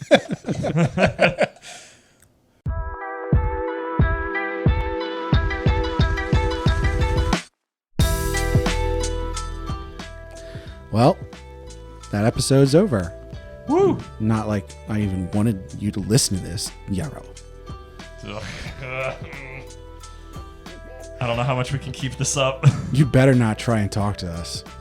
Like on our website, animepodcast or reincarnation.com, or like on Twitter at Isekai Sensei. And definitely don't email me at Isekai Sensei-Sama at gmail.com. Don't even think about it. And definitely don't check out our YouTube channel. That time I got reincarnated as an anime podcaster. I doubt you even could. We're definitely not posting cool memes on our Twitter. And Ben will agree with me, but definitely don't check us out on Good Pods. No. Garbage site. Ben, do you want to plug anything? Me and Bizarro. Yeah, you can check me out on Twitter at BemboSwaggins. I also have another podcast if you're interested in books without pictures. It's Words About Books. Get it wherever you get your podcasts. And you can find Andrew at Kermit D. Grog on Twitter. Yeah, call me Kermit. Call me Kermit. Yeah, you can find me on Twitter where I don't post anything, or you could follow the podcast Twitter where I force Brad to post the things that I make because I don't want to post them myself. So go away now. And you know what? If you end up being isekai'd, I'm definitely not going to pay to read or watch your story. Aho. Kutabare.